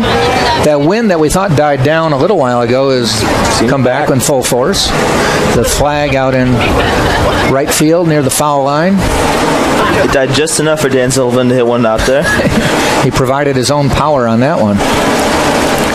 2-1 pitch. Ground ball out toward Earhart. Nice stop. Run will score, but he gets the runner at first for the second out. I don't know if that's a top 10 play. That for sure is a top 15. One of the top 3 or 4 in this game. That's for sure. As Earhart ranging to his left. Made the stop. The designated hitter. Maris, no problem scoring from third to make it a 3-2 game, but the out makes it 2 down now, and to the plate comes Dylan Owens. To dive, do a little turn, we got 2 outs. Ground ball, Navarrete has it hop over his mitt for a base hit. There's why Earhart's play is big right now, because that would have put runners at first and second with 1 out. As it is, runner on first, 2 down. Now batting is the left fielder for 11, Tyler Brown. Tyler Brown to the plate. Came in as a pinch hitter last inning, or not last inning, but in the 4th, which I didn't catch till after he was at the plate. Brown is a junior from Bartow, Florida. Went to Bartow High School. Pitches a ball. He lined one out to Nick Durr in left field his first time up.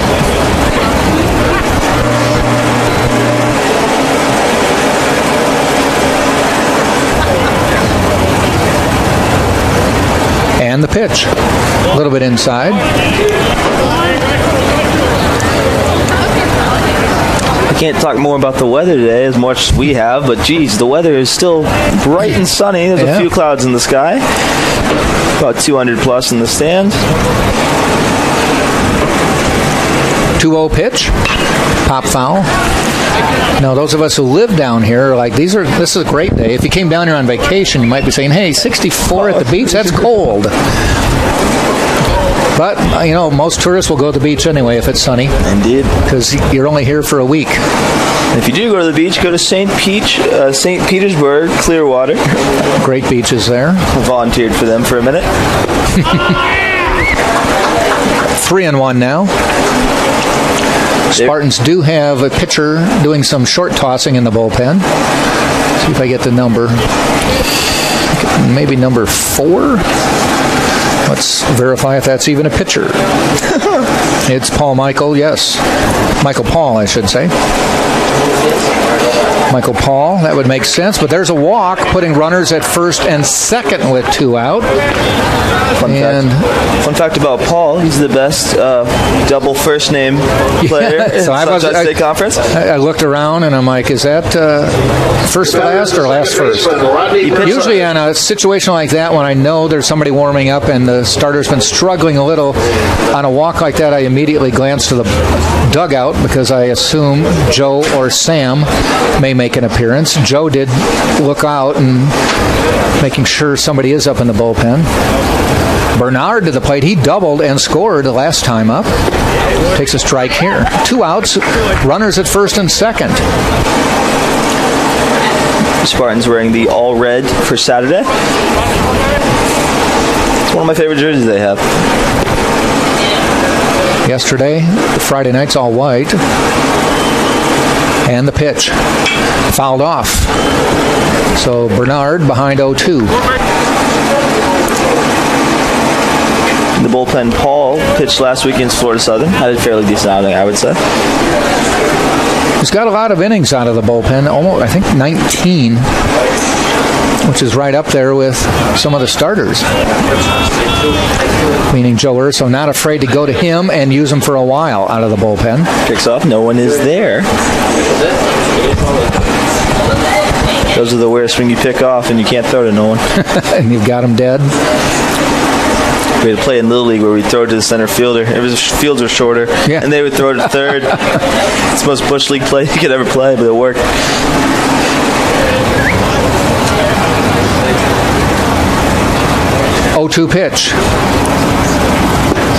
Call strike 3. The inning is over. Bernard, I don't think he was expecting that one because he didn't even get the bat off the shoulder. So a big inning, big comeback by Nelson. It's his 4th strikeout of the game to go with 4 walks. We have played 4.5, and it is 3-2 as Florida Tech adds one on. Tampa coming to bat right here on the Sunshine State Digital Network.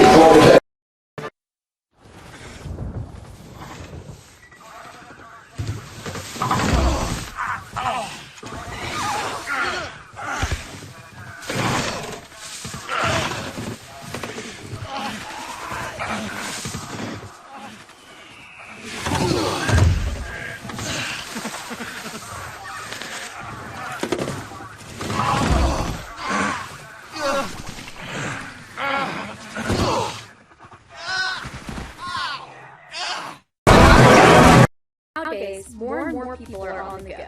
We are all busy with work and family. Cleanings has a solution.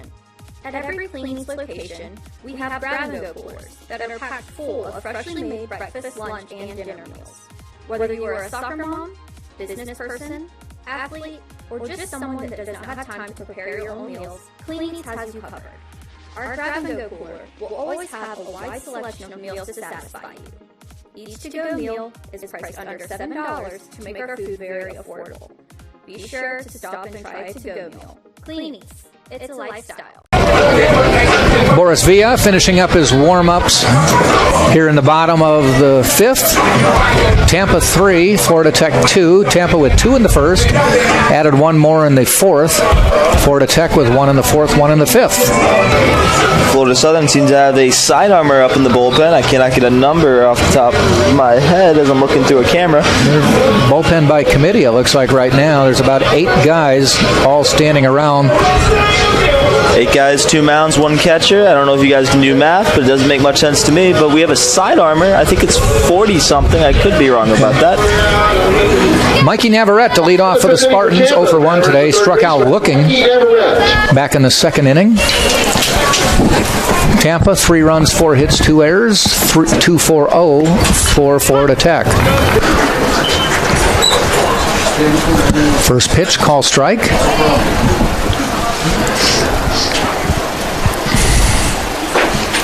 And the pitch. Slow inside curve, stayed inside.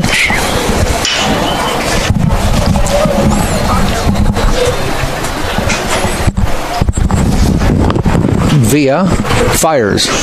Again, slow curve. This one called a strike. For the second game of the day, I would like to see a percentage of curveballs thrown in this game. Villa has thrown a lot. Navarrete swing and a miss, and he goes down for the 2nd time today. Us Braves fans call that the tomahawk chop. It was. Yeah, he upstairs. No chance he was going to get it. Brings Christian Flint to the plate. Villa's pitch. Inside, he skipped out of the way, goes to the backstop. No harm, no foul there. Flint struck out as well in his at-bat in the 2nd.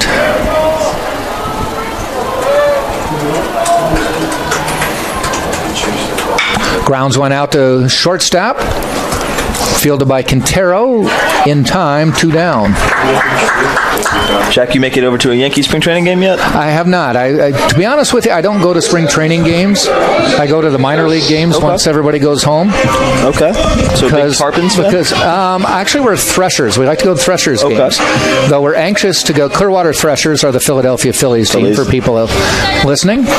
And there are 3 teams in the Tampa area, and about 4 or 5 close by. But there's the Clearwater Threshers, the Phillies team, and then the Blue Jays, Toronto Blue Jays, train in Dunedin, Florida, and then the Yankees are here in Tampa.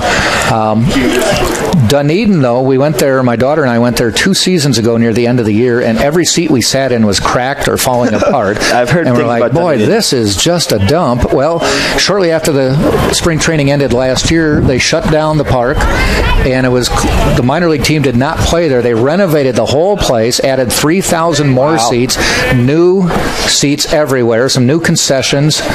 There's ball down the right field line. Parrish giving chase near the wall. Gone. Jose. That one just kept carrying. Parrish looked like he had a bead for a while, and it hit the yellow bar. Jose Cadenas with his 5th home run of the year, and the Spartans lead 4-2. Jose all day. And that wind, I think, had a fair amount of difference there, as I don't think if the wind was there, it might have been an out. Yeah, might have been a warning track out, but the wind is blowing strongly right out there. Drew Earhart to the plate now. It's Cadenas with his team-leading 5th home run of the year. Earhart trying to duplicate it, but hits a foul. Jose's hit a home run on 2 different Saturdays, back-to-back. That was an opposite field home run for Cadenas. As I think they know if they get an outside pitch to try to hit an Apotaco shot. And Earhart just got punked. They have ice, as the dugout informs them.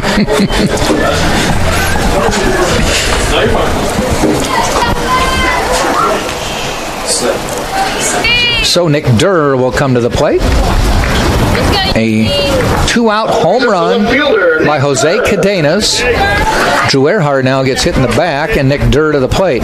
Durr with a base hit and scored. Back in the 1st, struck out in the 3rd.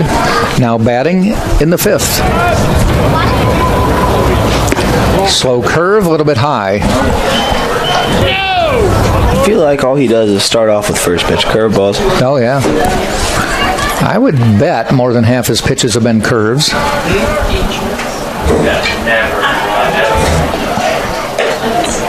That one did not. Stayed high inside. I feel like he'll need a bunch of ibuprofen after this game. And just the more curveballs you throw, the worse your arm feels. But anyway, before Cadenas interrupted my great story with a home run, I'm really interested to get to the Dunedin ballpark because, way inside. Earhart's going to hustle down to second. They don't throw, and he's in. And now in scoring position. But they renovated the whole ballpark, millions of dollars, new concession, they've got a walkway where you can walk all the way around the park now, all new seats. And to me, all that, just do new seats. They have to. Yeah, they find money. I used to go to Braves spring training growing up as a kid, as they used to play in Orlando. I believe they moved to Venice as I looked to get to a game around spring break. And he walked them in 4. So Earhart gets plunked. Actually, it started with Cadenas homering. Earhart gets plunked early in the count. And now a 4-pitch walk to Nick Durr. And a trip to the mound coming up.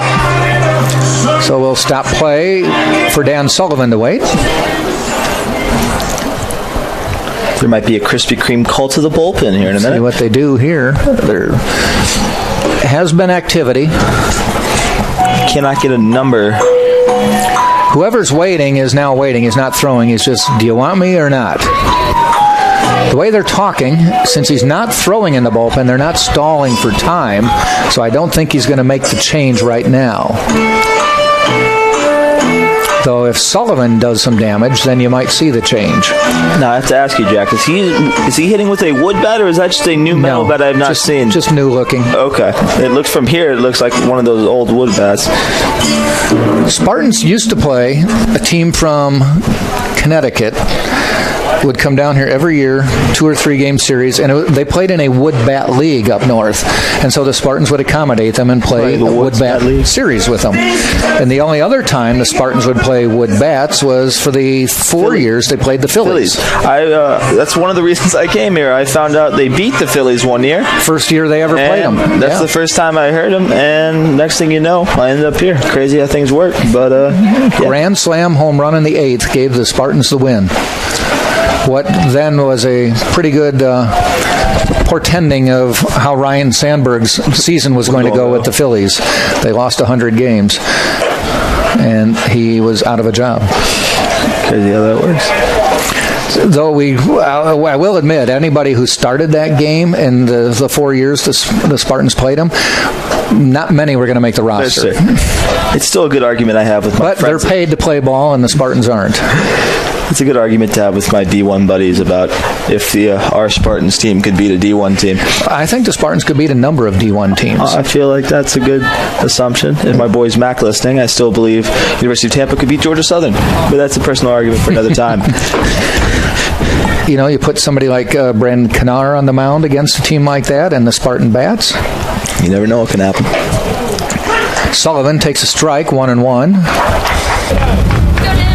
As his home run was on a flat fastball that he pulled. But I tell you, after the Spartans beat the Phillies pretty much made up their minds. You're not going to do this again. I mean, they were embarrassed nationwide on nightly news, newspapers everywhere. Sullivan looks at one just a little low, 2-1. I mean, even if you are a minor leaguer, you've acquired a contract and are technically a professional ball player. So if you're at spring training, you're not just a minor leaguer either. You're not single A or rookie ball. No. You've climbed the ladder. It's your job. Yeah. Few of the players who were going to stick were playing. Sullivan fouls it back. It was always the first day of spring training. Whatever happened to the game? Scheduling. Okay. Yeah, they just haven't been able to work out the date. And the other thing the Phillies always said is as long as it drew a good crowd. Yeah. They didn't want to give up a game and not have a good gate. Money always plays a part and of it. It drew a good crowd. I think the stadium there holds about 8,000. It drew 5 or 6. And the thing I liked is I was always able to brag about it as the broadcaster. Indeed. Is it was the very first game of Major League Spring Training. Not just the first Phillies game. So I used to always be able to say, it was the kickoff. I am welcoming you to the start of spring training. Did you ever announce any of those games? Yeah, we did them all. Okay. Yep. Cool. I hope that happens before my time ends here. Runners go, fouled off. They were going on the 2-2 pitch. With that little double steal.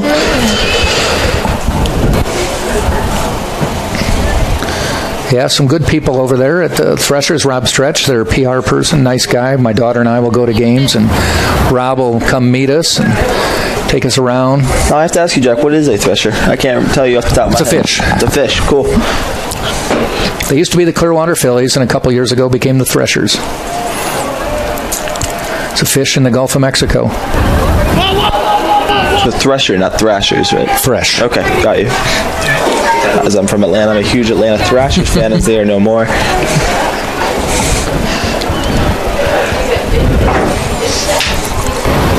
Just like the Tampa Yankees are now the Tampa Tarpons. Just a little more brand identity exclusive to that product, the single A team. Time called. As back home, my local Gwinnett Braves team turned to the Gwinnett Stripers. Okay. They're a big fish league. I don't know why minor leagues are all fish. But down here it makes sense. It There's makes fish sense everywhere. You're near a coastline. Somewhere, yeah. 3-2 pitch. Way outside. Bags are full for Josh Rulai. I don't know if we have the stats on how Josh Rulai is with the bases loaded. Oh, he can tell you he does have 3 home runs on the year, though. That'll be it for Boris Villa. And it looks like number 55 coming into pitch, and that will be Justin Barney. So Boris Villa, day is done, though he's still responsible for 3 base runners, as Justin Barney will come into pitch. For Justin Barney, let's get the numbers on him.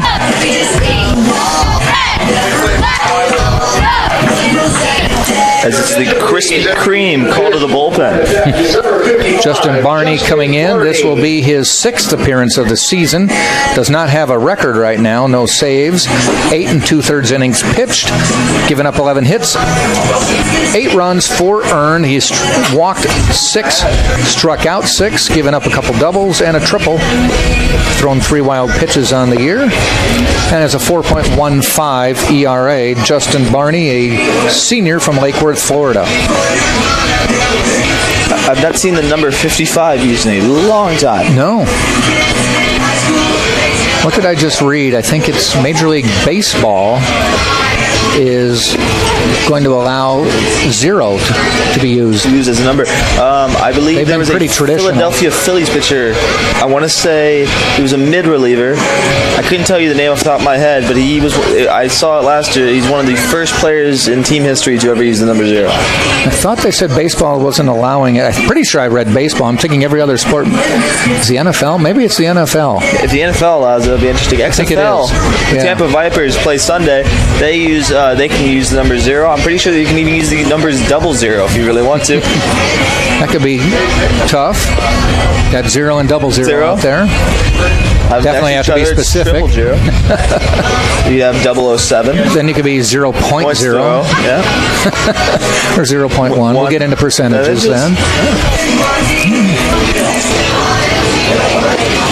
I'm always interested with the Yankees retiring the first 10 numbers. I'm interested if there ever will be a day, probably not in my lifetime, that there's just no numbers available. Most teams now say we're not retiring numbers, we're retiring jerseys because they can't afford to give up numbers. So maybe they say for 5-10 years no one will wear the number, but Rule eye to the plate. Bags are full. First pitch. Boy, I thought that hit him. Thing with sidearmers, the day I tried to attempt to do a little bit. The hard part about sidearm is you take a chance on hitting a guy, but that natural tail comes with the sidearm, and the deception it takes is why you do it. He probably doesn't throw higher than 85, so he's 1-0 pitch. Down. This one outside. Earhart on third, Durr on second, Sullivan on first. Welcome to the game, Justin Barney. Now behind 2-0. Nowhere to put anyone. 4-2, Spartans lead right now. They have one run across this inning. Barney's pitch. And Rulai just taking all the way, say, throw me a strike before I worry about it. Looks like a two-seam sidearm pitch. As you can see, the tail went out, then back in. Not holding any runners on, so with 2 outs, crack of the bat, everybody's moving. Here's the pitch. Tempted to swing, but does not. It's 3-1. I think you take this one. Rulai's a good enough hitter. He's hitting over 300 that you get the second strike, he's still got to throw you a good pitch. Every batter's dream is a 3-1 bases loaded thing. Let's see what happens right here. 3-1 on the way. And he lofts one into left field, but coming in and making the catch to end the inning was Brown. Getting out of a big jam there was Justin Barney with no damage other than the home run Cadenas hit earlier in the inning. Spartans do pick up a run. It's 4-2 after 5 right here on TampaSpartans.tv. Less is more is more or less mathematically challenged. Less isn't more, it's less. And the only thing more than more is a lot more, which is exactly what I get at Embassy Suites. More space. More downtime. More family time. More me time. Because the more and more I have, the more I have to have more. More room, complimentary drinks, free breakfast, Embassy Suites Hotels. Used to be the starter for this.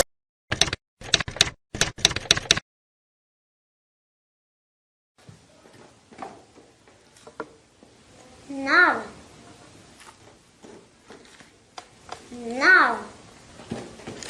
Empanada. It's Mr. Empanada to you. Now serving up scrumptious empanadas in convenient Tampa Bay locations. Mr. Empanada. Delightfully delicious.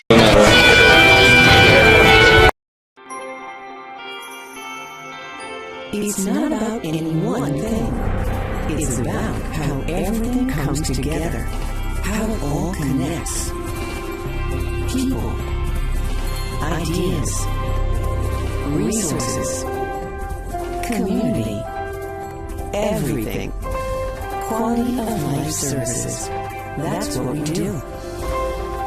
Sodexo. Top of the 6th we go, and Jordan Leisure coming in to pitch for the Spartans, and coming in to give me a break for a few batters, couple innings or so, is Tate Gebhard. How's it going, everyone? Jordan Leisure is 2-1 on the year, 15 2/3 pitch. He's given up 18 hits, 12 runs, 12 earned runs, 4 walks, 26 strikeouts. His strikeout per 9 is 14.94. For those who are really into statistics, his ERA is 6.89. As he usually was the starter for the Saturday games, as Jack told me. Jack, have a good bathroom break. Now don't be saying it. The 6th inning for Florida Tech. The batter is the center fielder, Jacob Newton. Let's go, Jordan! Now up to bat for Florida Southern, center fielder, Jay Newton. This is. Oh,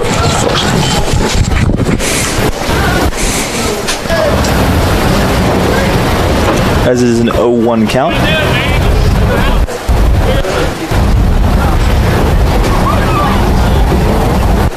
Leisure comes set in the pitch. Strike outside. That outside corner they've been living up at all day. It is now a 0-2 count. Your Spartans head into the top of the sixth with a 4-2 lead over Florida Tech. Spartans got a 1-0 win last night. Foul ball. Looks like it caught Rulli right in the leg. He seems to be okay. He's tough.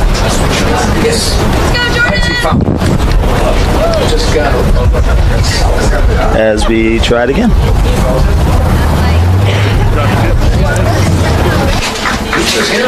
Spartans have a pitcher in the bullpen. I can't see the number. Seems to be stretching. Seeing how Leisure does this inning. As he did pitch last night against Florida Stars, as he had a good outing back then. Pitch outside. The count is now 1-2.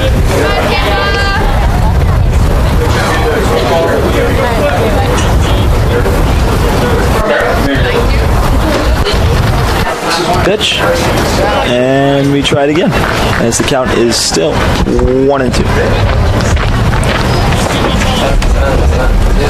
Fun fact about Jacob Newton: he's an outfielder. Bats left, throws right. He's a 6'3", weighs 180, junior out of Oakville, Canada. Oakville High School. Pitch just missed the inside part of the plate. Didn't get to ask if he was a big fan of maple syrup or not, but he does hail from the country up north. And the pitch. Foul ball, as it looks like it got over the netting. Heads up out there if you're driving. Oh, it hit the netting. Always got to be careful out there, as this netting does protect a lot, but I have seen a few come get over. 2-2 count. No outs in the inning. And the pitch. Foul ball. As there's a nice little battle going on here between Leisure and Newton. Very nice of my co-anchor here, Jack, to give me this inning. 2-2 count. Nobody out. And the pitch. Swing, fly ball, left. Navarte's under it and makes the catch. That is the first out of the inning. That play was tough as the wind's blowing right. Not as hard as it was. A few clouds in the sky, sun. Makes that very simple play on a normal day. Extremely tough on days like today. One out. Now up to bat for Florida Tech. A. Aldridge. Alec Aldridge. He's an infielder. Bats left. Throws right. Pitch is a strike outside. Height 6'2". Weight weighs 195. Last sophomore. Satellite Beach, Florida. From Satellite High School. He's a lefty. And the pitch. Ground ball over to Earhart. Picks it up. Scoops it up. Throws it to first. And we have 2 outs here in the top of the 6th. If you're just joining us, Tampa Spartans are off a Cadenas home run and a Sullivan home run to have the score 4-2. Florida Tech scored one of their 2 runs on a wild pitch Rulli had. Tried to throw to third, went in the outfield, and he scored. 2 outs, and the pitch is a bunt right back to the pitcher as I am baffled. Throws it over, and that is the 3rd out of the inning as we head to the bottom of the 6th. Your Tampa Spartans 4, Florida Tech 2 here on the TampaSpartans.tv. NCAA Teamworks is how the NCAA, member schools, student athletes, and corporate champions and partners actively engage in outreach efforts where national championships are played. Through initiatives such as NCAA Community 101 service learning projects, disaster relief efforts, youth clinics, backpack and school supply donations, and support of the Special Olympics and the Make-A-Wish Foundation, the NCAA and its partners work together to leave a lasting legacy in the community. For more information on NCAA Teamworks, go to ncaa.com/.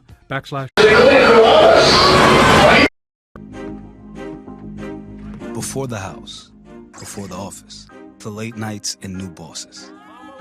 Before the last hugs, the wins and the losses.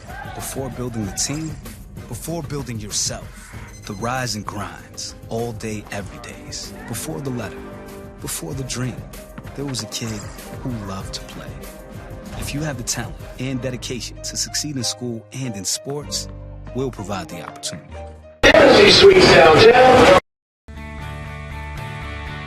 This is the University of Tampa.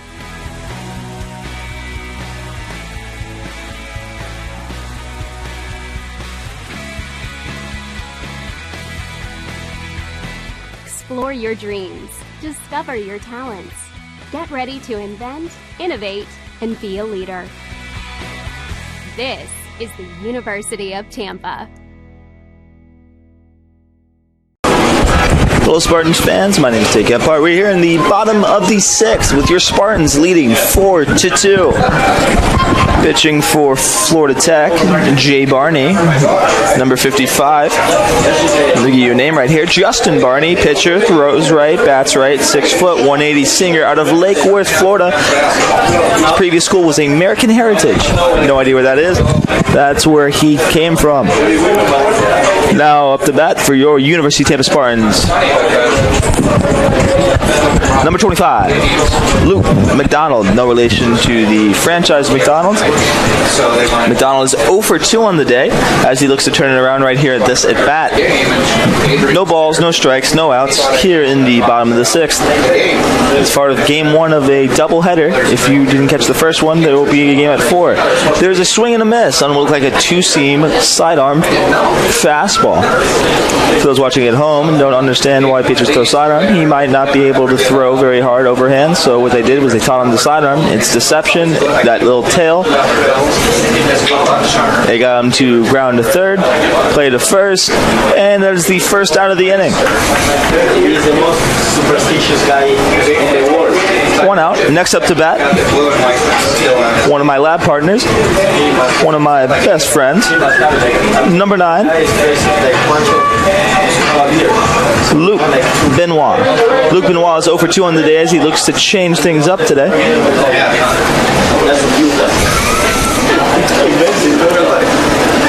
0-0 count. And the pitch. Thought about swinging, but didn't. 0-1 count. You better figure out if you're shaking before the game because you maybe 0-1 count, 1 out. The pitch. Thought about swinging again, and 0-2 count. Well, maybe they do the relay for life here. Usually the teams. 0-2 count, 1 out. Luke Benoit is up to bat. And the pitch. Tail just a little bit outside, 1-2. Cannot say enough about the weather today, as you'll hear me keep talking about it all throughout the day. It's a beautiful day, as the last couple of days have been rainy and a little windy. 1-2 count, the pitch, swing and a miss. That is strike 3, and the second out of the bottom of the sixth. Next up to bat for your University of Tampa Spartans, number 27, third baseman Mikey Navarte. I say Navarte, the correct pronunciation, my bad, is Navarrete. It is an 0-0 count, 2 outs, no one on. And the pitch. Line drive up the middle, and that is a base hit for Mikey as he looks to make a hard turn second, and just to make sure they were on their game, that is a base hit for Mikey Navarrete as he is 1 for 3 on the day. Next up to bat for your University of Tampa Spartans, number 20, Christian Flint.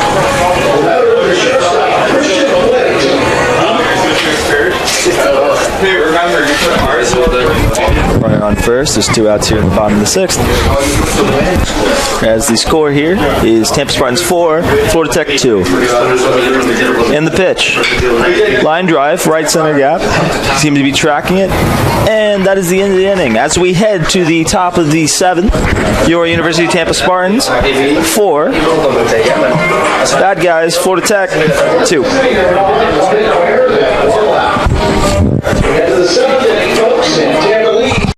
If I lose, I'll respond with respect. If I win, I'll back it up with humility. If I fail, I'll rise up with honor. It's tough for us to put it all on the line. Don't undo my hard work with poor sportsmanship. Respect. It's the name of the game. These are your teams, your players, your community of fans. This is where they play, where they practice, where you cheer. At every meet, every event, every game. Your community is passionate, dedicated, supportive. You know the tension of a close game and the thrill of the win. So while you're cheering, keep an eye out for anything out of the ordinary. If you see something suspicious, say something to local authorities. Like 15 seconds. There are over 480,000 college athletes. Only 2% would go pro. That means over 470,000 will not get a shoe contract. No autographs. No private jets. No fan clubs. No Hall of Fame inductions. Instead, they will walk away with something much more valuable.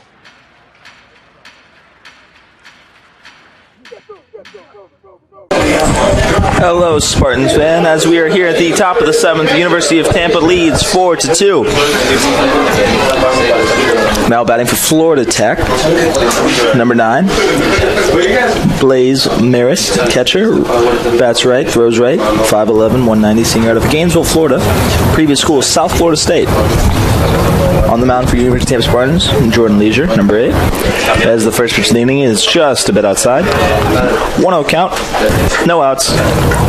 And I believe in both bullpens, there's someone warming up. I can't give numbers on either side, but just to let y'all know, because you cannot see on our stream. And the pitch was just a bit outside on that. Oh, it was a strike, my bad. I didn't see it called. 1-1 count here, as Jordan Leisure looks to have a 1-2-3 inning. And the pitch. Ground ball, right side. Earhart goes over. Ranges. Dives. Oh, I thought he had it. And it gets then for a single for Maris. As there's a runner on first with nobody out here in the inning. Next to the bat for Florida Tech. Number 28, right fielder. Brett Parrish, infielder. Throws left. Or bats left. Throws right. 6 foot. 190. Sophomore out of Rockledge, Florida. Previous school, Rockledge High School.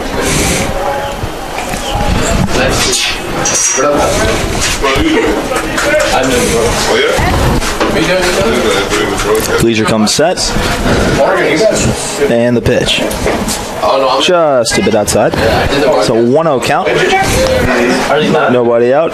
Runner on first trying to get Leisure's attention. Social media.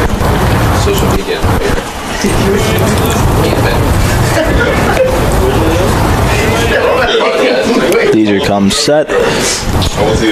And the pitch. Close, but no cigar. 2-0 count. I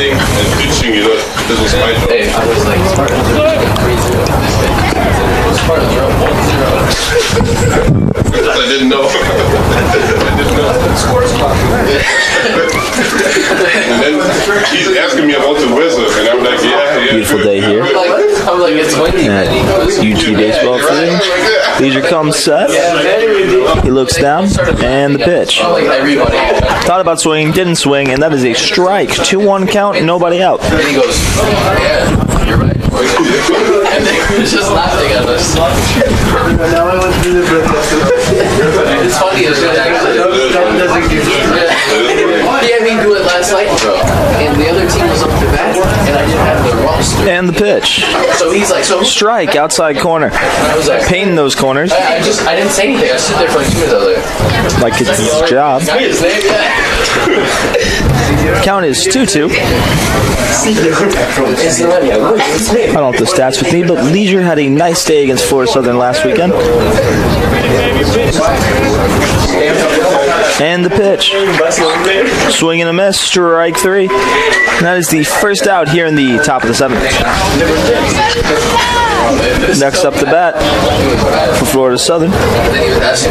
Number 4, Raul Quintero. Infielder, bats right, throws right. 5'9", 175, senior out of Weston, Florida. Previous high school, Cypress Bay High School.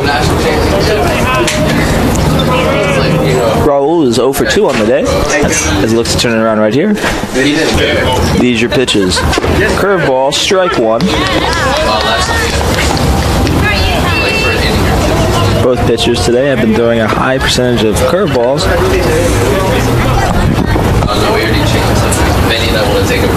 One count, 1 out. Double header softball? Yeah. Between games right now? Yeah. They won the first one 5-0. And the pitch. Strike. That is strike 2. Oh, I mean, it's better pizza over here.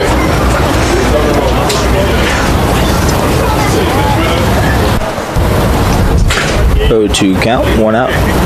Here in the top of the 7th. Spartans lead 4-2. And the pitch by Leisure.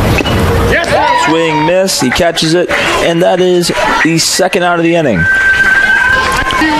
And that would be Leisure's second strikeout this inning alone.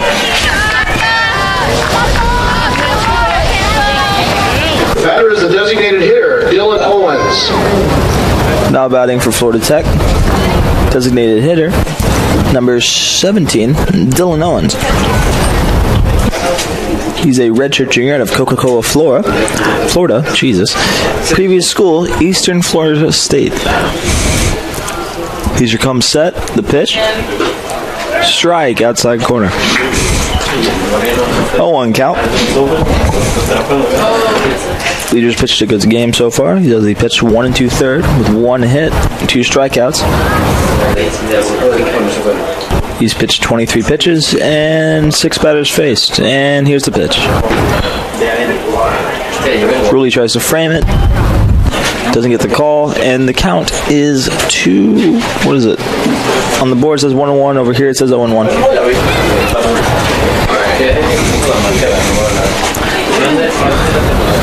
For those listening at home, it is a decent sized crowd here, 200 plus. Count is 1-1. Yeah, this is a decent crowd here today.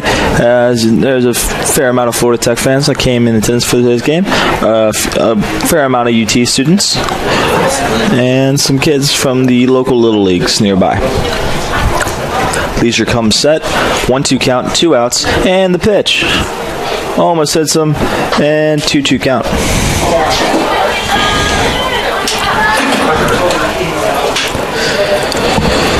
Leisure looks to have his 3rd strikeout of the inning here on this next pitch.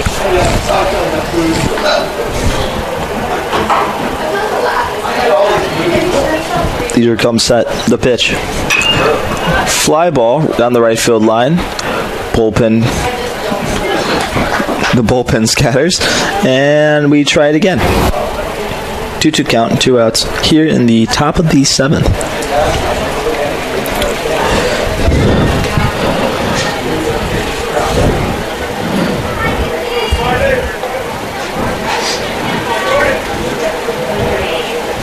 Spartans lead 4-2.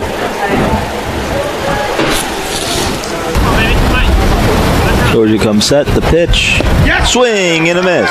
As we head to the bottom of the 7th, in between the 7th inning stretch, we were University Spartans lead 4-2, and this is TampaSpartans.tv.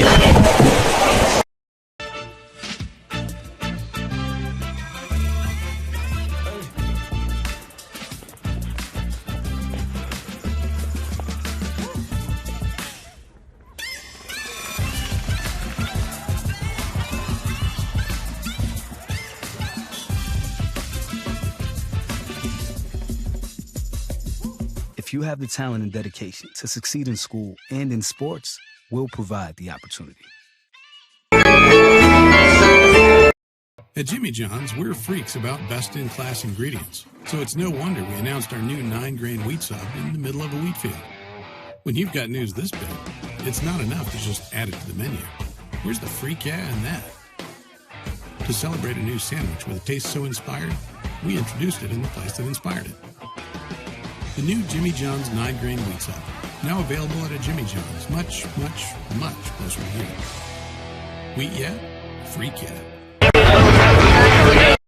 First of all, very flattered that everybody would come. Thank you very much. Does anybody have any questions before we move on? You remember the girl wearing the Gold Coast shirt following you around? Yeah. It's me. I do. Sandy, on several occasions. I started papering my cubicle with pictures of you. Do you have a picture of the friend? I'd love to see it. I've got a mental picture of it. It's pretty weird. Yeah. I believe that I have a happy marriage because of you, because sometimes I do a little substitution, just mentally. But anyway, Mike, let's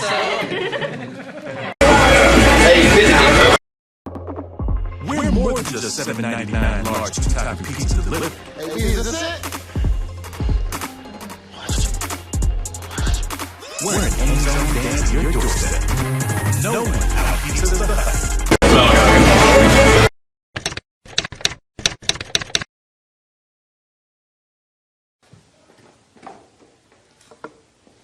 Nada. Nada. Empanada. It's Mr. Empanada to you. Now serving up scrumptious empanadas in convenient Tampa Bay locations. Mr. Empanada, delightfully delicious. Hello, Spartans fan. As we head into the bottom of the 7th, University of Tampa Spartans 4, Florida Tech 2. Now coming into the game for Florida Tech, number 25, Alex Carpenter. He's a pitcher, 6'1", 200-pounder, junior out of Melbourne, Florida. His previous school was Eastern Florida State.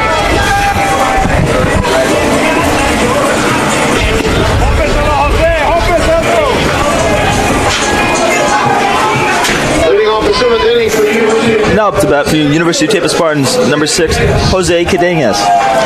He is 1 for 3 on the day, that one hit being a home run down the right field line.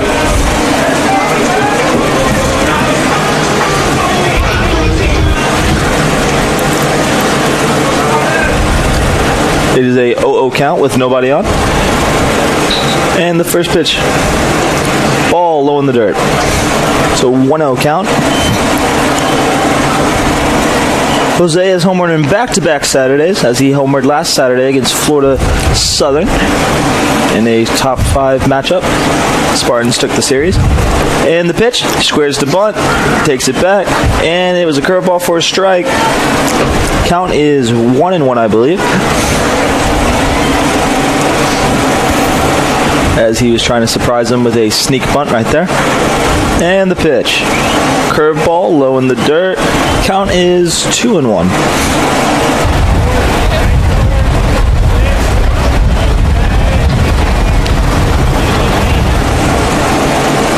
Carpenter looks in, and the pitch. Turns on it, way back, and foul.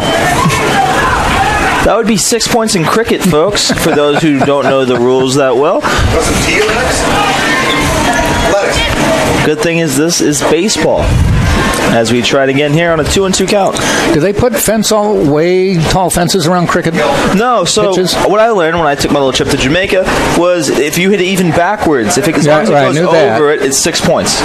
So they have, it's like same. Imagine this, but with no lines calling the foul territory. It's just a huge circle around. And the batter is pretty much in the middle of the whole thing. The bat is flat with a little curve. Yep. And if you throw low in the dirt in cricket, you're actually considered to be a good thrower. Right, because you want to hit the peg or whatever it is. I believe it's the wicket. And he turns on it down the line and foul. He really wants to hit another one, pull it foul, as the wind is died down, so it shouldn't be too much of a problem. Did you spend your whole vacation at a cricket match? Because they can go on for days, right? No, yeah, I heard. For interest of fans, like I had never once gotten into cricket, but ever since I've actually learned about it, I've learned a lot about the rules. They have different types of World Cup, so there isn't like 3-day matches because if you're a millennial or someone younger, you don't have the time to watch it. If you don't even understand the rules, it makes it even harder. So they've gone. I went to a place. I got to see a couple resorts, and basically they taught me how to play. There was all this stuff. As a baseball fan, it was cool to learn. I think they take rules from each other a little bit.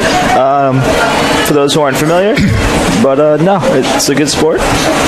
And the pitch, Carzon, he really wants to hit a home run. Folks. Yeah, he does. Down the left field line. Down the left field line. And if I was Carpenter, I would not be throwing any inside fastballs. If I remember in cricket, it's not just outs. Everybody bats. Everyone bats. Right. Everyone bats, and after they're done bats, that's it. And then you're done. And then you're done. There's each person bats till he's out. And ball 4. Yeah, but everybody bats. Everyone bats, and the thing about cricket that makes it so interesting is the score could be 112-2, and I'm not sure how the scoring completely works. To be frankly honest with you, I think it's for every base if you go back and forth because there's 2 ways to bat. That's runs. There's 2 batter's boxes. Separated by whatever. If you've never seen it, you try to watch it. It's like a batter's box at home plate and a batter's box where second base is. Yep. And you have to run with the bat in your hand. Yeah. So if you make it to the other base, or whatever it's called, the pitcher must turn around and throw to you there. That is 2 points. They told me the rules. It's been a while, but I believe that's like 2 points. And but you get points for just hitting it, regardless of whether you run, right? Yes, I believe so. And if you hit the wicket, I think the pitcher gets 3 points. That's an out, I believe. Third baseman throws the second, tags the back, throws the first, and that is 2 outs here in the inning. The old 5-4-3 there. I believe there was a story about a Yankee tarpon, and I can't get the name off the top of my head, who couldn't make it in the majors, couldn't make it in the minors, got an opportunity to play, I believe, somewhere in India, which is where cricket is big, and there's highlights, I can't remember his name off the top of my head, and he would just hit these missiles, and these people would come see him, they're like, they've never seen a dude hit it that far. We're so common with all these big guys out here hitting. I grew up with Ryan Howard, Chipper Jones, guys hitting balls 400-something feet. Cricket, the ball's heavier and harder, and they don't have gloves, so it doesn't go as far. Okay, now there, the pitch is a strike. Did you say a Tampa tarpon or a Tampa? Yankee? I said Yankee tarpon, but Tampa tarpons. I'll have our intern check on that. Yes. I might be wrong about that. He was in the Yankees organization. I know that for a fact. Okay.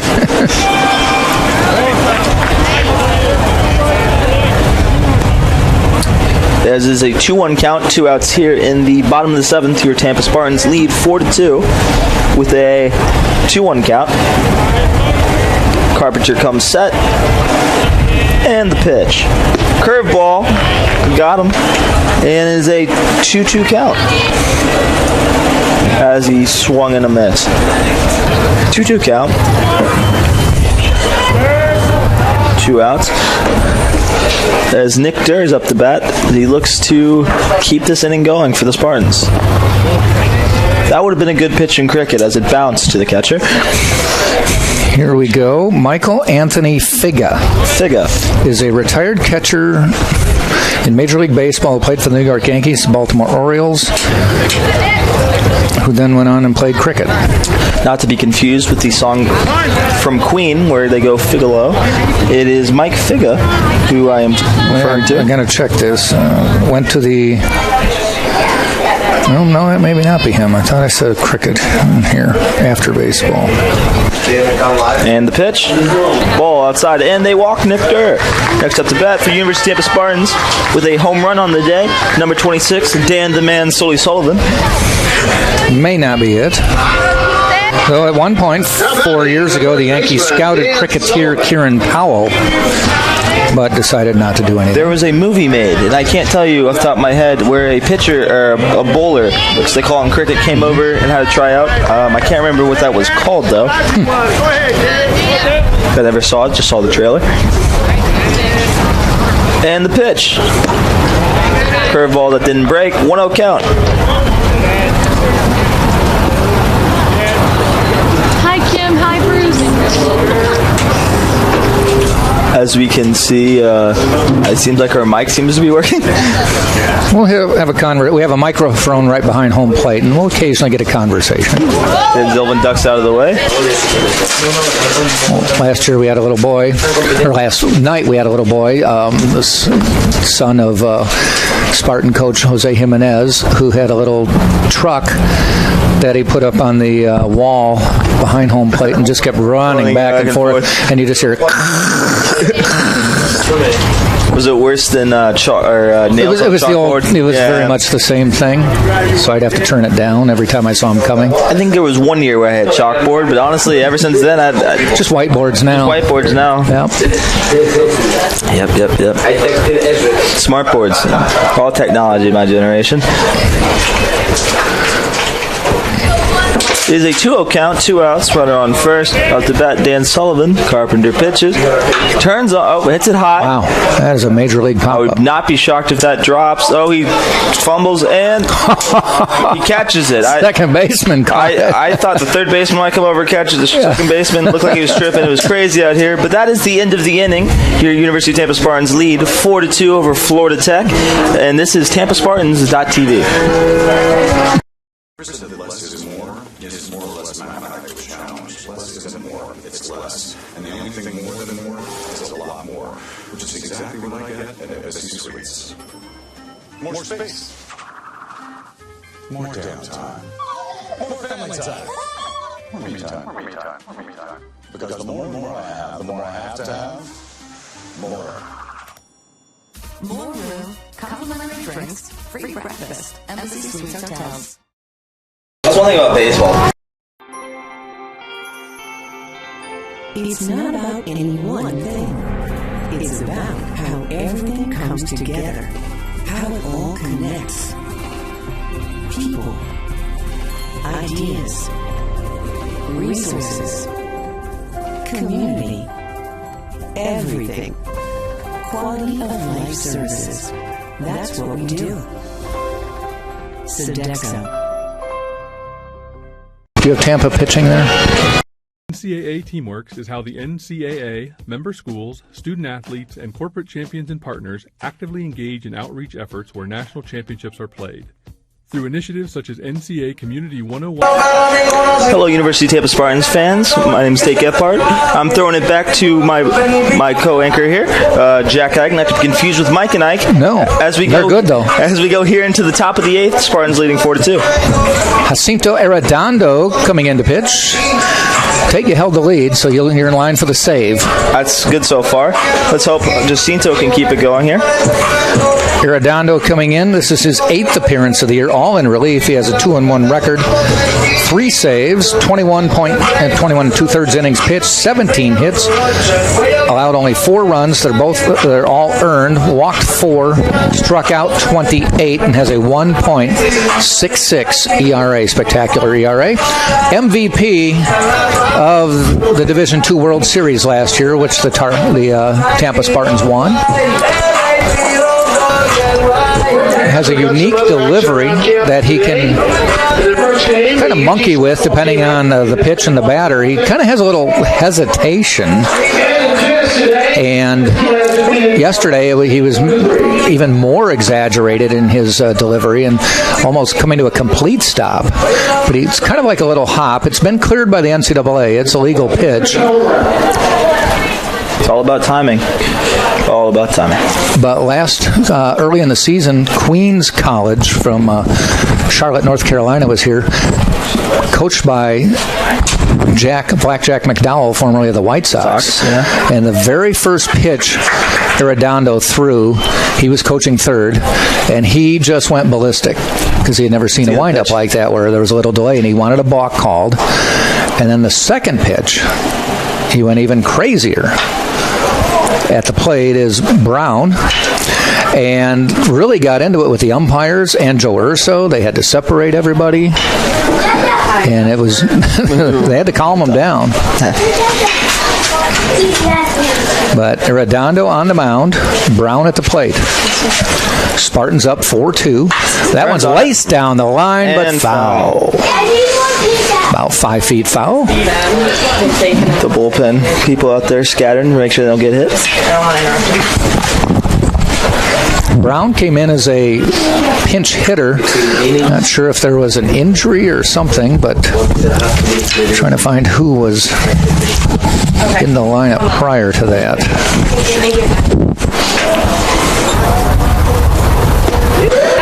Swing and a miss. Goes down swinging. Strikeout for Arredondo. Is that your first out of the inning?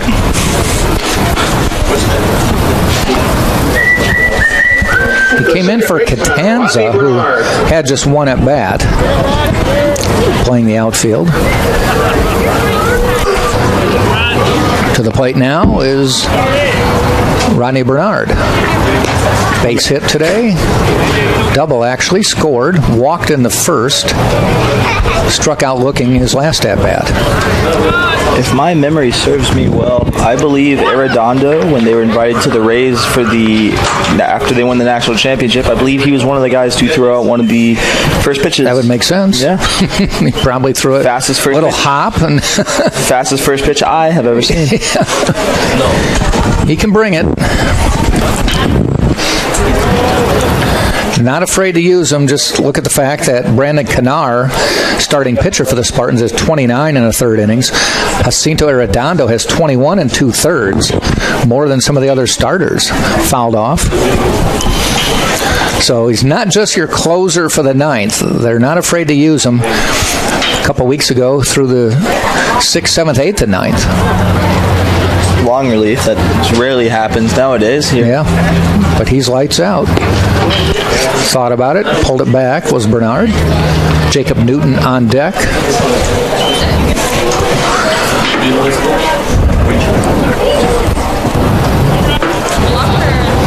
3-2 pitch. Walked him. Just missed. Close. Didn't get the call, so that'll bring Newton to the plate. Bernard on first with one out. No, not to discredit the umpires, but I gotta ask, do you ever think umpires just guess every now and then? I was blinking. I didn't see it. Sure, I guess it's just looked pretty close. Listen to the crowd. See what there's. If they boo you, you're probably not doing too hot. Yeah. So the tying run to the plate in the form of Newton, who has a base hit today. Spine during double play depth. So look to turn 2 right here. Good pitch, call strike. Tampa 4 runs, 6 hits. Florida Tech 2 runs, 5 hits. If you were planning on a 4 o'clock start time for game 2, that's not going to happen. More likely 4:15? Depends on when this one. I'm thinking 4:30. 4:30. Because they usually go about 45 minutes in between. Not only do the players try to grab a peanut butter and jelly sandwich, get some Gatorade, but they redo the field, reline it, get the tractor out on the infield. Indeed. Runner goes, popped up, foul. Recommendation come back. For any UT students currently at the game, trying to figure out where to eat in between games. Salsa Rico is in Morsani Hall. Great burrito. Star Ginger is also open. Are you on commission? No, not currently. No. Okay. Thought, if you drive business there and they mentioned Tate. No. You'll get a discount. I should think about that. There you go. Yeah. Shout out to Krispy Kreme, by the way, if you'd like to send me a dozen donuts. My dorm room number is. Broadcasting to millions, folks. Actually never had Salsa Rico. It's our taco place, kind of like a Chipotle. I had this person trying to get a former company I was at to advertise on her talk show on the radio and streaming, and she said that she reaches an audience of millions. Jeez. And like, well, yes, this reaches an audience of millions, not millions choose to listen. I'm reaching pretty much everywhere in the world. So we decided not to advertise because I found that very deceptive. Well, how many actually listen? The possibility. 200. But there could be 4. Could be millions. Runner goes. The pitch lofted out into left field. Durr is going to watch him fall in front of him. And heading from first to third is Bernard. Heading to second and sliding in under the tag is Newton. And now the tying run on second base with one out here in the 8th. That one just dropped inside the line. Quite a run for Nick Durr. That actually I don't think is Durr anymore. It is, yeah, it's still Durr. I thought that looked like a double-digit number. Durr is number 5. Mills. Andrew Mills often comes in as a defensive replacement. That is him now in left field. He came in as a defensive replacement in the 9th yesterday.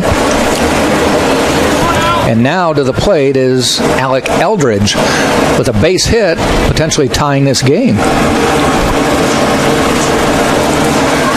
Arredondo fires high. Good stop by Rulai to go up and get that one. And here comes Sam Militello out. Somewhat unusual that Arredondo gets himself in a jam.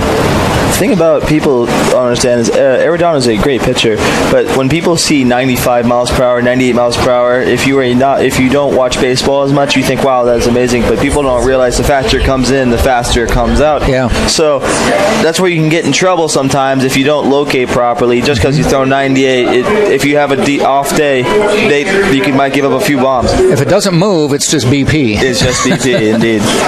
You got to make it do something. Got to locate it. Have some movement. So a little talk from Sam Militello. Arredondo can throw mid-90s. Little pat on the shoulder from Josh Rulai. Probably trying to calm him down. Like you said previously, his wind-up's all about timing. Everything about baseball between the pitcher and the batter's timing. So if you ever see a batter call time in between the middle of an at-bat, they might try to screw with their timing. Right. It's a timing battle. That's all it is. Just trying to mess with their head. Trying to take control. Whoever has control wins the battle usually. Bernard on third, Newton on second, Eldridge at the plate. A base hit could tie it up. 1-0 pitch on the way. Look good, call strike. Good spot right there. Last night, Arredondo came in a similar situation, or got into a similar situation, and struck out the side. So pretty much game, set, and match with that one. With the lefty up the bat, the wind is heading back out to right field. As we see strong again. 1-1 pitch. Fouled off. 1-2 now. Ball comes right back. Really. Looks like a nice golf shot, just dropping it right by the hole. Back in, yeah. Good little wedge. You play a lot of golf, Jack? Like to, but don't. I'm the golf cart driver usually. Work gets in the way. School gets in the way for me. Isn't that? It's crazy how that happens. It's so sad. With all the nice courses around here. No. I'd be a caddy. I just don't know enough about golf. 1-2 again. Arredondo in the stretch. Fires. Looked good. Didn't get the call. Popped out of Rulai's mitt. 2-2 now. Back home, they have the Masters up in Augusta. Coming up first weekend in April. Matter of fact, the Valspar Championship, which I love to go to, just over in Palm Harbor, my hometown. Looking to about 3 weeks before the Masters, mid-March. I think we may be gone on a vacation then. Daughter's spring break more important than Valspar Championship in my household. Understandable. Call third strike. Just painted the corner. But I love to go to the Valspar. Walk around. Tiger Woods played 2 years ago. Record crowds. Can you imagine? He was in the hunt for a while. Can you just imagine the Tiger walk? I just want for once in my life to have walk, that many people behind you. Just going, it's crazy. I actually put myself at a green about 4 holes ahead of him and just waited, and I was still like 6 deep because everyone else had the same idea. Yeah. God, he turned himself around there. Yeah. Riley to the plate now, the number 9 hitter in the order. I Again, runners on second and third with 2 outs now. 4-2, Spartans lead. Those are the tying runs on the base paths. If there are any scouts in the crowd, this is where money is made as you try to get out of the inning without any runs given up. Goes off speed and gets the strike call. Won't see it that much, but he can throw it effectively. I was just looking down. I don't see any scouts. There's a couple guns, but usually both teams will have somebody there charting pitches. Last week there were more scouts as it was a top 5 matchup. Just outside. It'll heat up when the weather heats up too. That's true. Assuming there was also a lot of scouts out in spring training. Right now they're looking for pro players they might make a move on. Once they break camp, then they'll start scattering, looking for that diamond in the rough. The life of a scout. Swing and fouled off, I think, into Rulai's mitt. I think it was a tap foul, but Rulai held on for... It's going to be a strike 2 anyway. So now 1 ball, 2 strikes with 2 out. Redondo trying to get out of a jam and preserve this 4-2 lead in the 8th.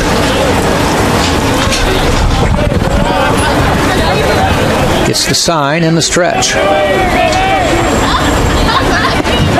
Strike 3 call, and Redondo gets out of another tense situation for the Spartans. Florida Tech puts 2 runners on, and they are stranded at second and third, and we have played 7.5, and it's still 4-2. Tampa leads Florida Tech. Before the house, before the office, the late nights and new bosses. Before the last hugs, the wins and the losses. Before building the team, before building yourself, the rise and grinds, all day, every days. Before the letter, before the dream, there was a kid who loved to play. If you have the talent and dedication to succeed in school and in sports, we'll provide the opportunity. Coming up in March. This is the University of Tampa.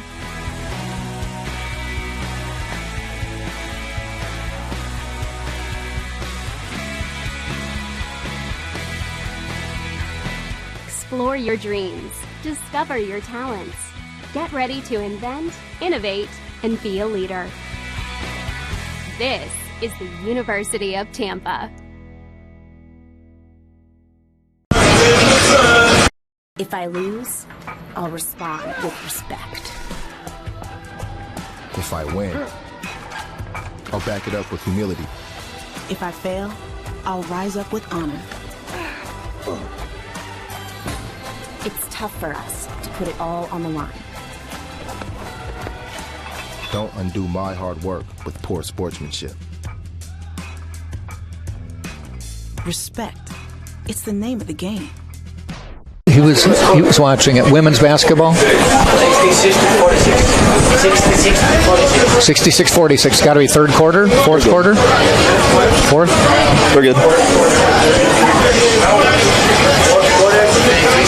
Oh, it's almost over. Bottom of the 8th we go. The Spartans will send up Rulai. Pitchman will come in as a pinch hitter.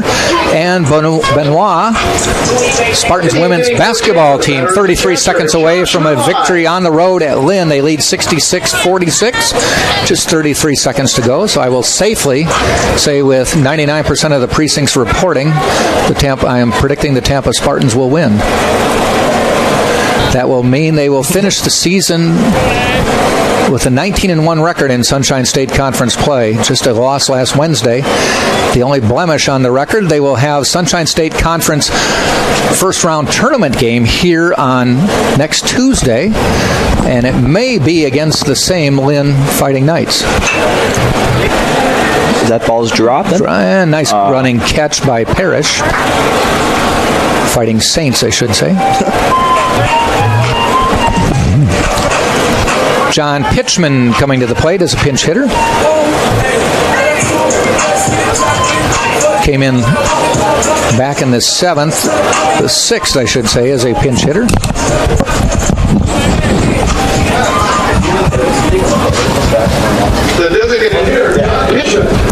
Pitchman from Palm Harbor University High School.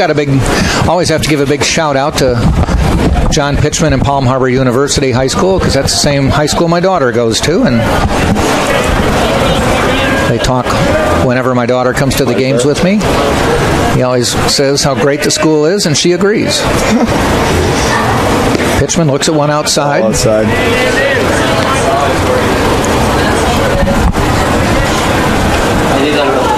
Nice ball.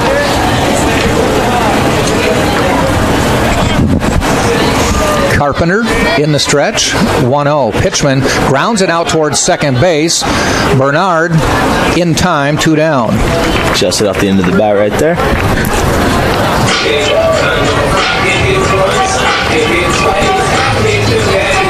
Let's see if Luke can turn around an 0-for-3 day. So Luke Benoit hasn't really been challenged out in right field, which is always good for an outfielder to say. Especially with the wind carrying. Yeah. Though he popped out and has struck out twice since that. Looking for that first hit. Thank you. Fouled back.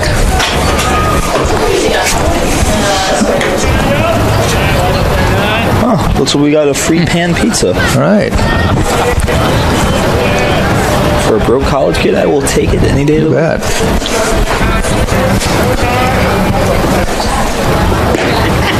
Down the middle, strike call. I wonder if we have to go to a certain Pizza Hut or if it's any of them.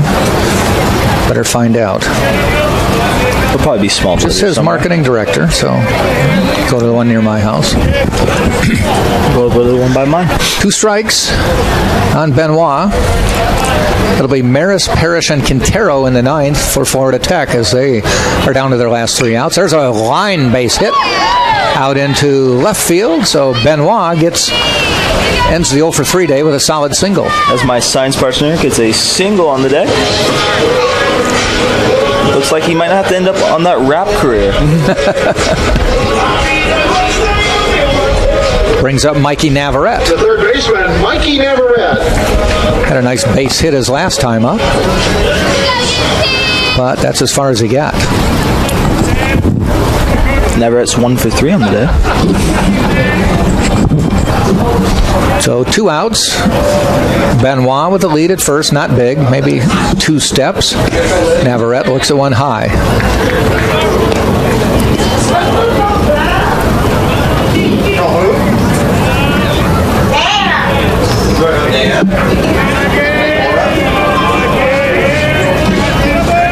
Carpenter with a long look.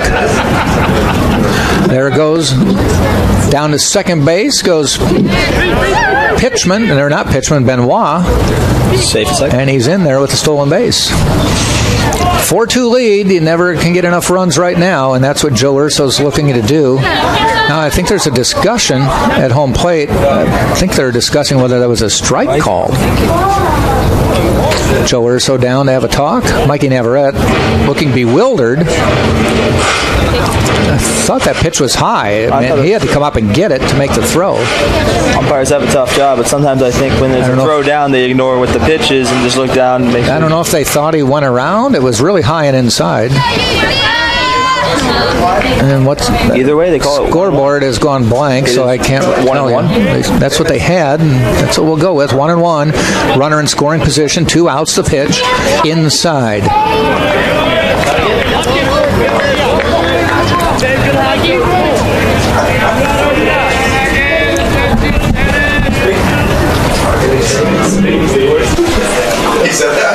Navarrete levels the bat. Carpenter with a long look, now in the stretch. Benoit with the lead. Slow curve, strike 2. 2-2. Change of speeds can be deadly. As that curveball just broke right over the heart of the plate and for a strike.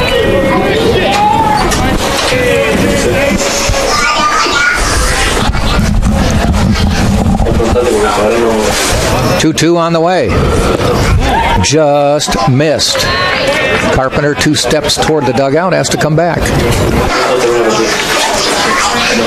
That might have been a makeup call, but we will never know. It was close.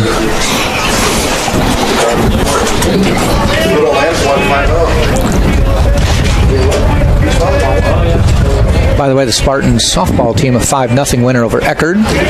And the pitch. Lofted into center field for a base hit. Benoit will score. And the Spartans take a 5-2 lead on the base hit from Mikey Navarrete. Just a solid base hit up the middle, dropping right in front of Newton in center. And it's a 3-run lead for the Spartans and brings Christian Flint to the plate. Now batting is the shortstop, Christian Flint.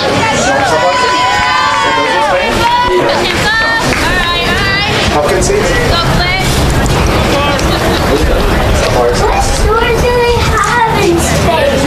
Flint 0 for 3 today.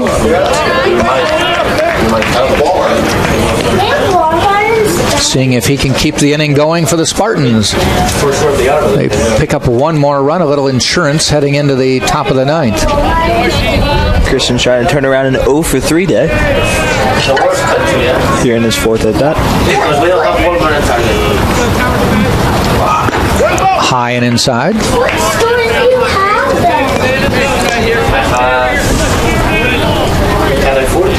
Nothing you've heard of. You thought I'm in Uruguay either.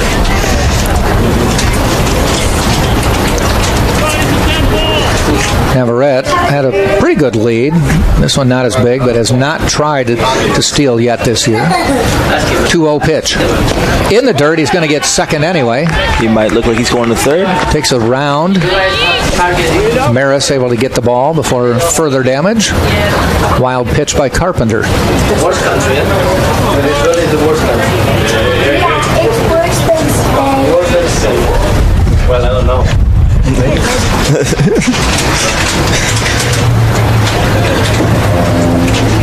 So, Navarrete now on second scoring position for Benoit. I should say Flint.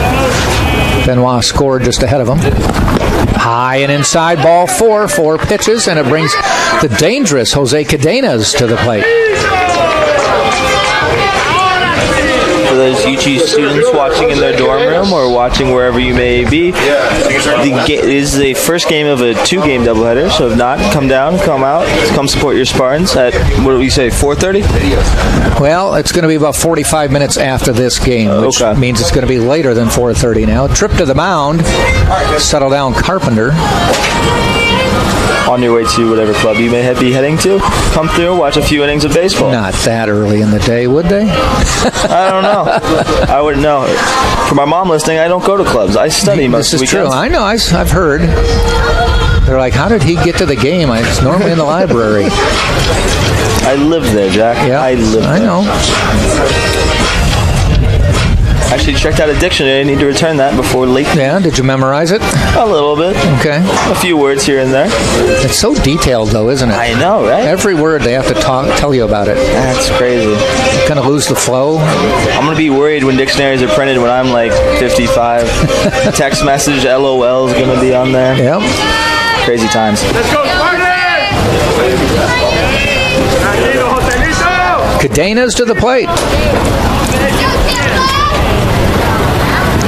Hit a solo home run back in the 5th. Out toward the scoreboard and right center. Used the wind. Actually, pretty much right field. First pitch was a ball. Runners at first and second with 2 out in the bottom of the 8th.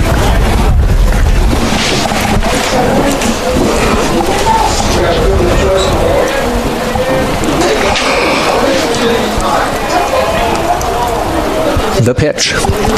Slow curve, call strike. Now, do the umpires switch up for game 1 and game 2? Okay. Same 2. They just switch gear, switch spots. When it gets to the College World Series, do they have 4? Yes. Okay, so I thought. May have 6 even. I think just 4. It's like 2 down the line. Yeah. As the crowd is getting rowdy right now. 1-1 pitch on the way. In the dirt, good stop by Maris. Wind blows hard out to right field as you see the American flag. Flowing red and blue.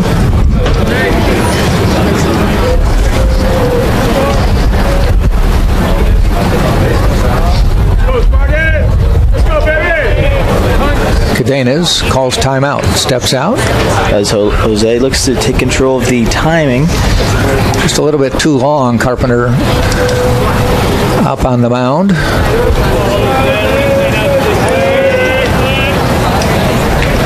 Back in the stretch, 2-1.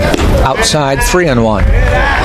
As it gets later and later in the afternoon, these shadows become more and more of an effect. As you'll see, it's going to be harder and harder for the catcher to see as the ball goes from clear to shadowy to clear. So I would not be shocked if you see any more pass balls throughout the rest of today's baseball games. You can see the light standard throwing a shadow from first base line to the pitcher's mound. Ball 4. And what that means is for a while, anything hit on a line shot or not all that high toward left field is really going to cause trouble. Later in the season, when the sun moves, and we also have a time change, the sun is late in the season will be right behind us. And there are times during the season when the catcher will just throw the ball back to the pitcher, and it almost hits him. He ducks out of the way when it starts, especially the 6 o'clock games on Friday night. That's why line drives, when I used to pitch back in the day in high school, that's what made things so hard, was line drives up the middle, because the ball will go from there to there, so you don't know where it is, you have to duck. It makes it look weird on camera, but when you're in person, it makes a lot more sense. Looks like we're going to have I think we are going to have a pitching change. Krispy Kreme call to the bullpen. We have a lefty coming in. See if we can get that number. Get my imaginary binoculars out for you, Jack. Okay. I think I see a 5. 35, I believe it is. So coming in Your attention, please. is Jordan Murray. Attack is number 35, Jordan Murray. Pitched yesterday as well. This will be his fourth appearance of the season. 8 1/3 innings at this point. 6 hits, 6 runs, 3 of them earned. Walked 8, struck out 6. Has an ERA right now of 3.24.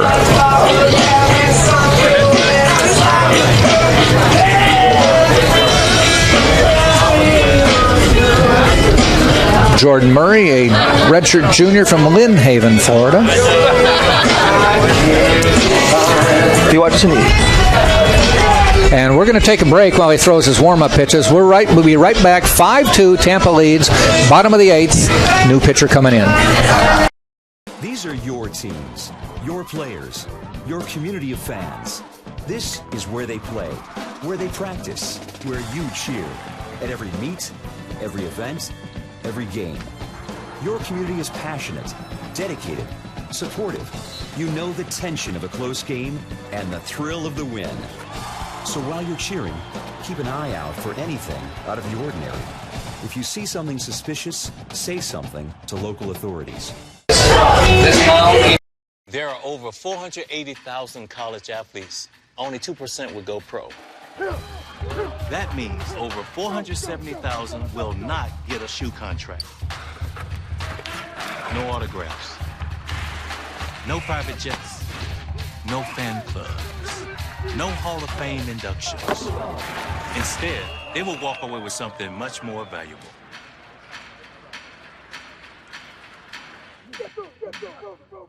Turn the volume down.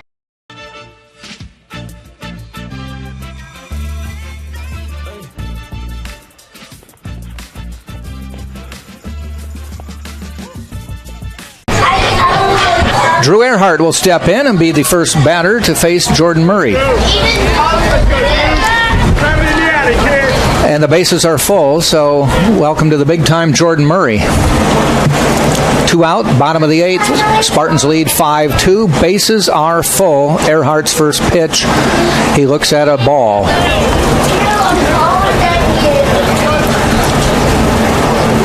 Murray a lefty. Earhart the righty. Earhart a single, a walk, a hit by pitch. And he hit into a double play last time up. So technically 1 for 2 today. Though he's been on base 3 times. Okay, so that's why you haven't gotten it yet. So you'll get an email to get on there and your driver's license and social and all that. 2-0 pitch. 2-1.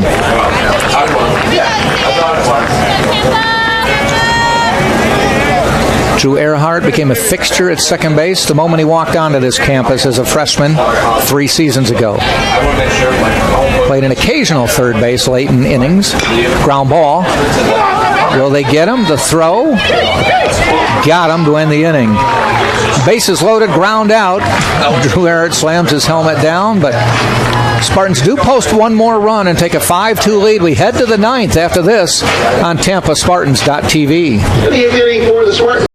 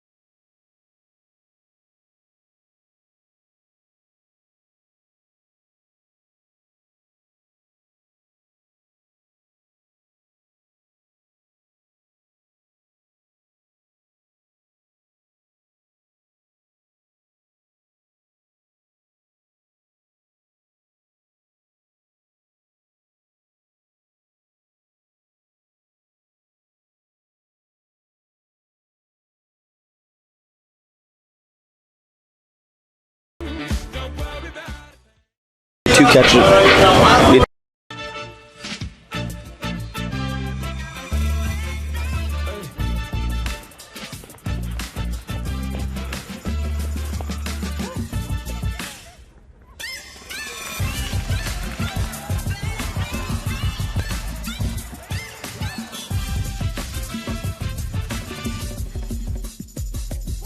If you have the talent and dedication to succeed in school and in sports, we'll provide the opportunity. So I slid like this. First of all, very flattered that everybody would come. Thank you very much. Does anybody have any questions? Blaze Maris. Top of the 9th we go. Blaze Maris, the leadoff hitter in the lineup, leads off this inning. A couple outs his first 2 appearances, but a couple base hits his last 2 appearances. Scored in the 5th. He is 2 for 4 on the day. First pitch, a little bit high. Jacinto Arredondo trying to close this one out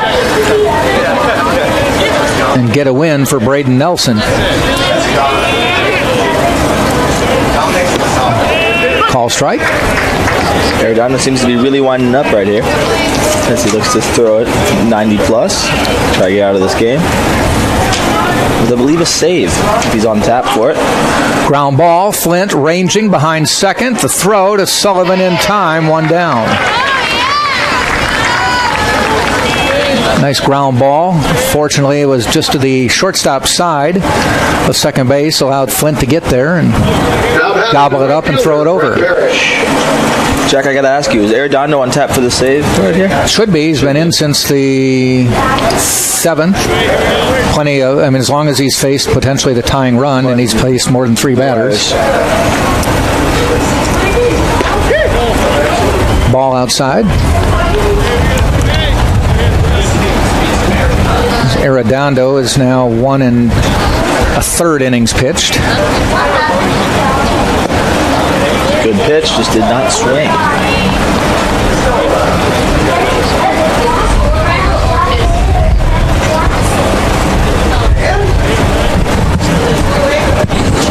It's 1-0 pitch. Call strike.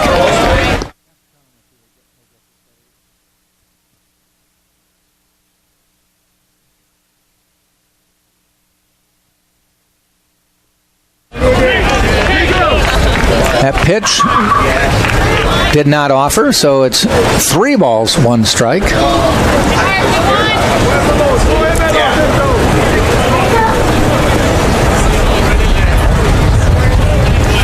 Brett Parrish waits, 3-1 pitch. Call, strike, full count. He wanted to walk. But they say, come back, young man.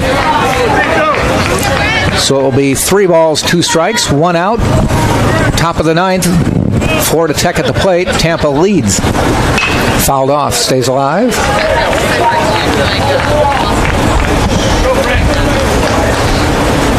It's Arredondo's game to finish. Nothing going on in the Spartan bullpen.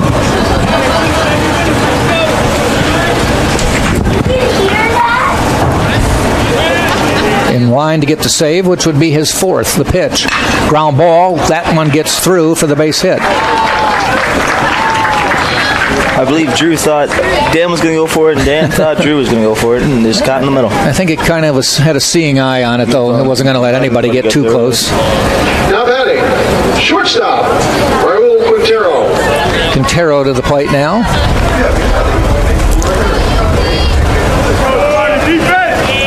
That's why adding that run in the 8th is big, because this would have been the tying run. Quintero, 0 for 3 today, walked earlier. Did get an RBI on a ground ball in the 5th.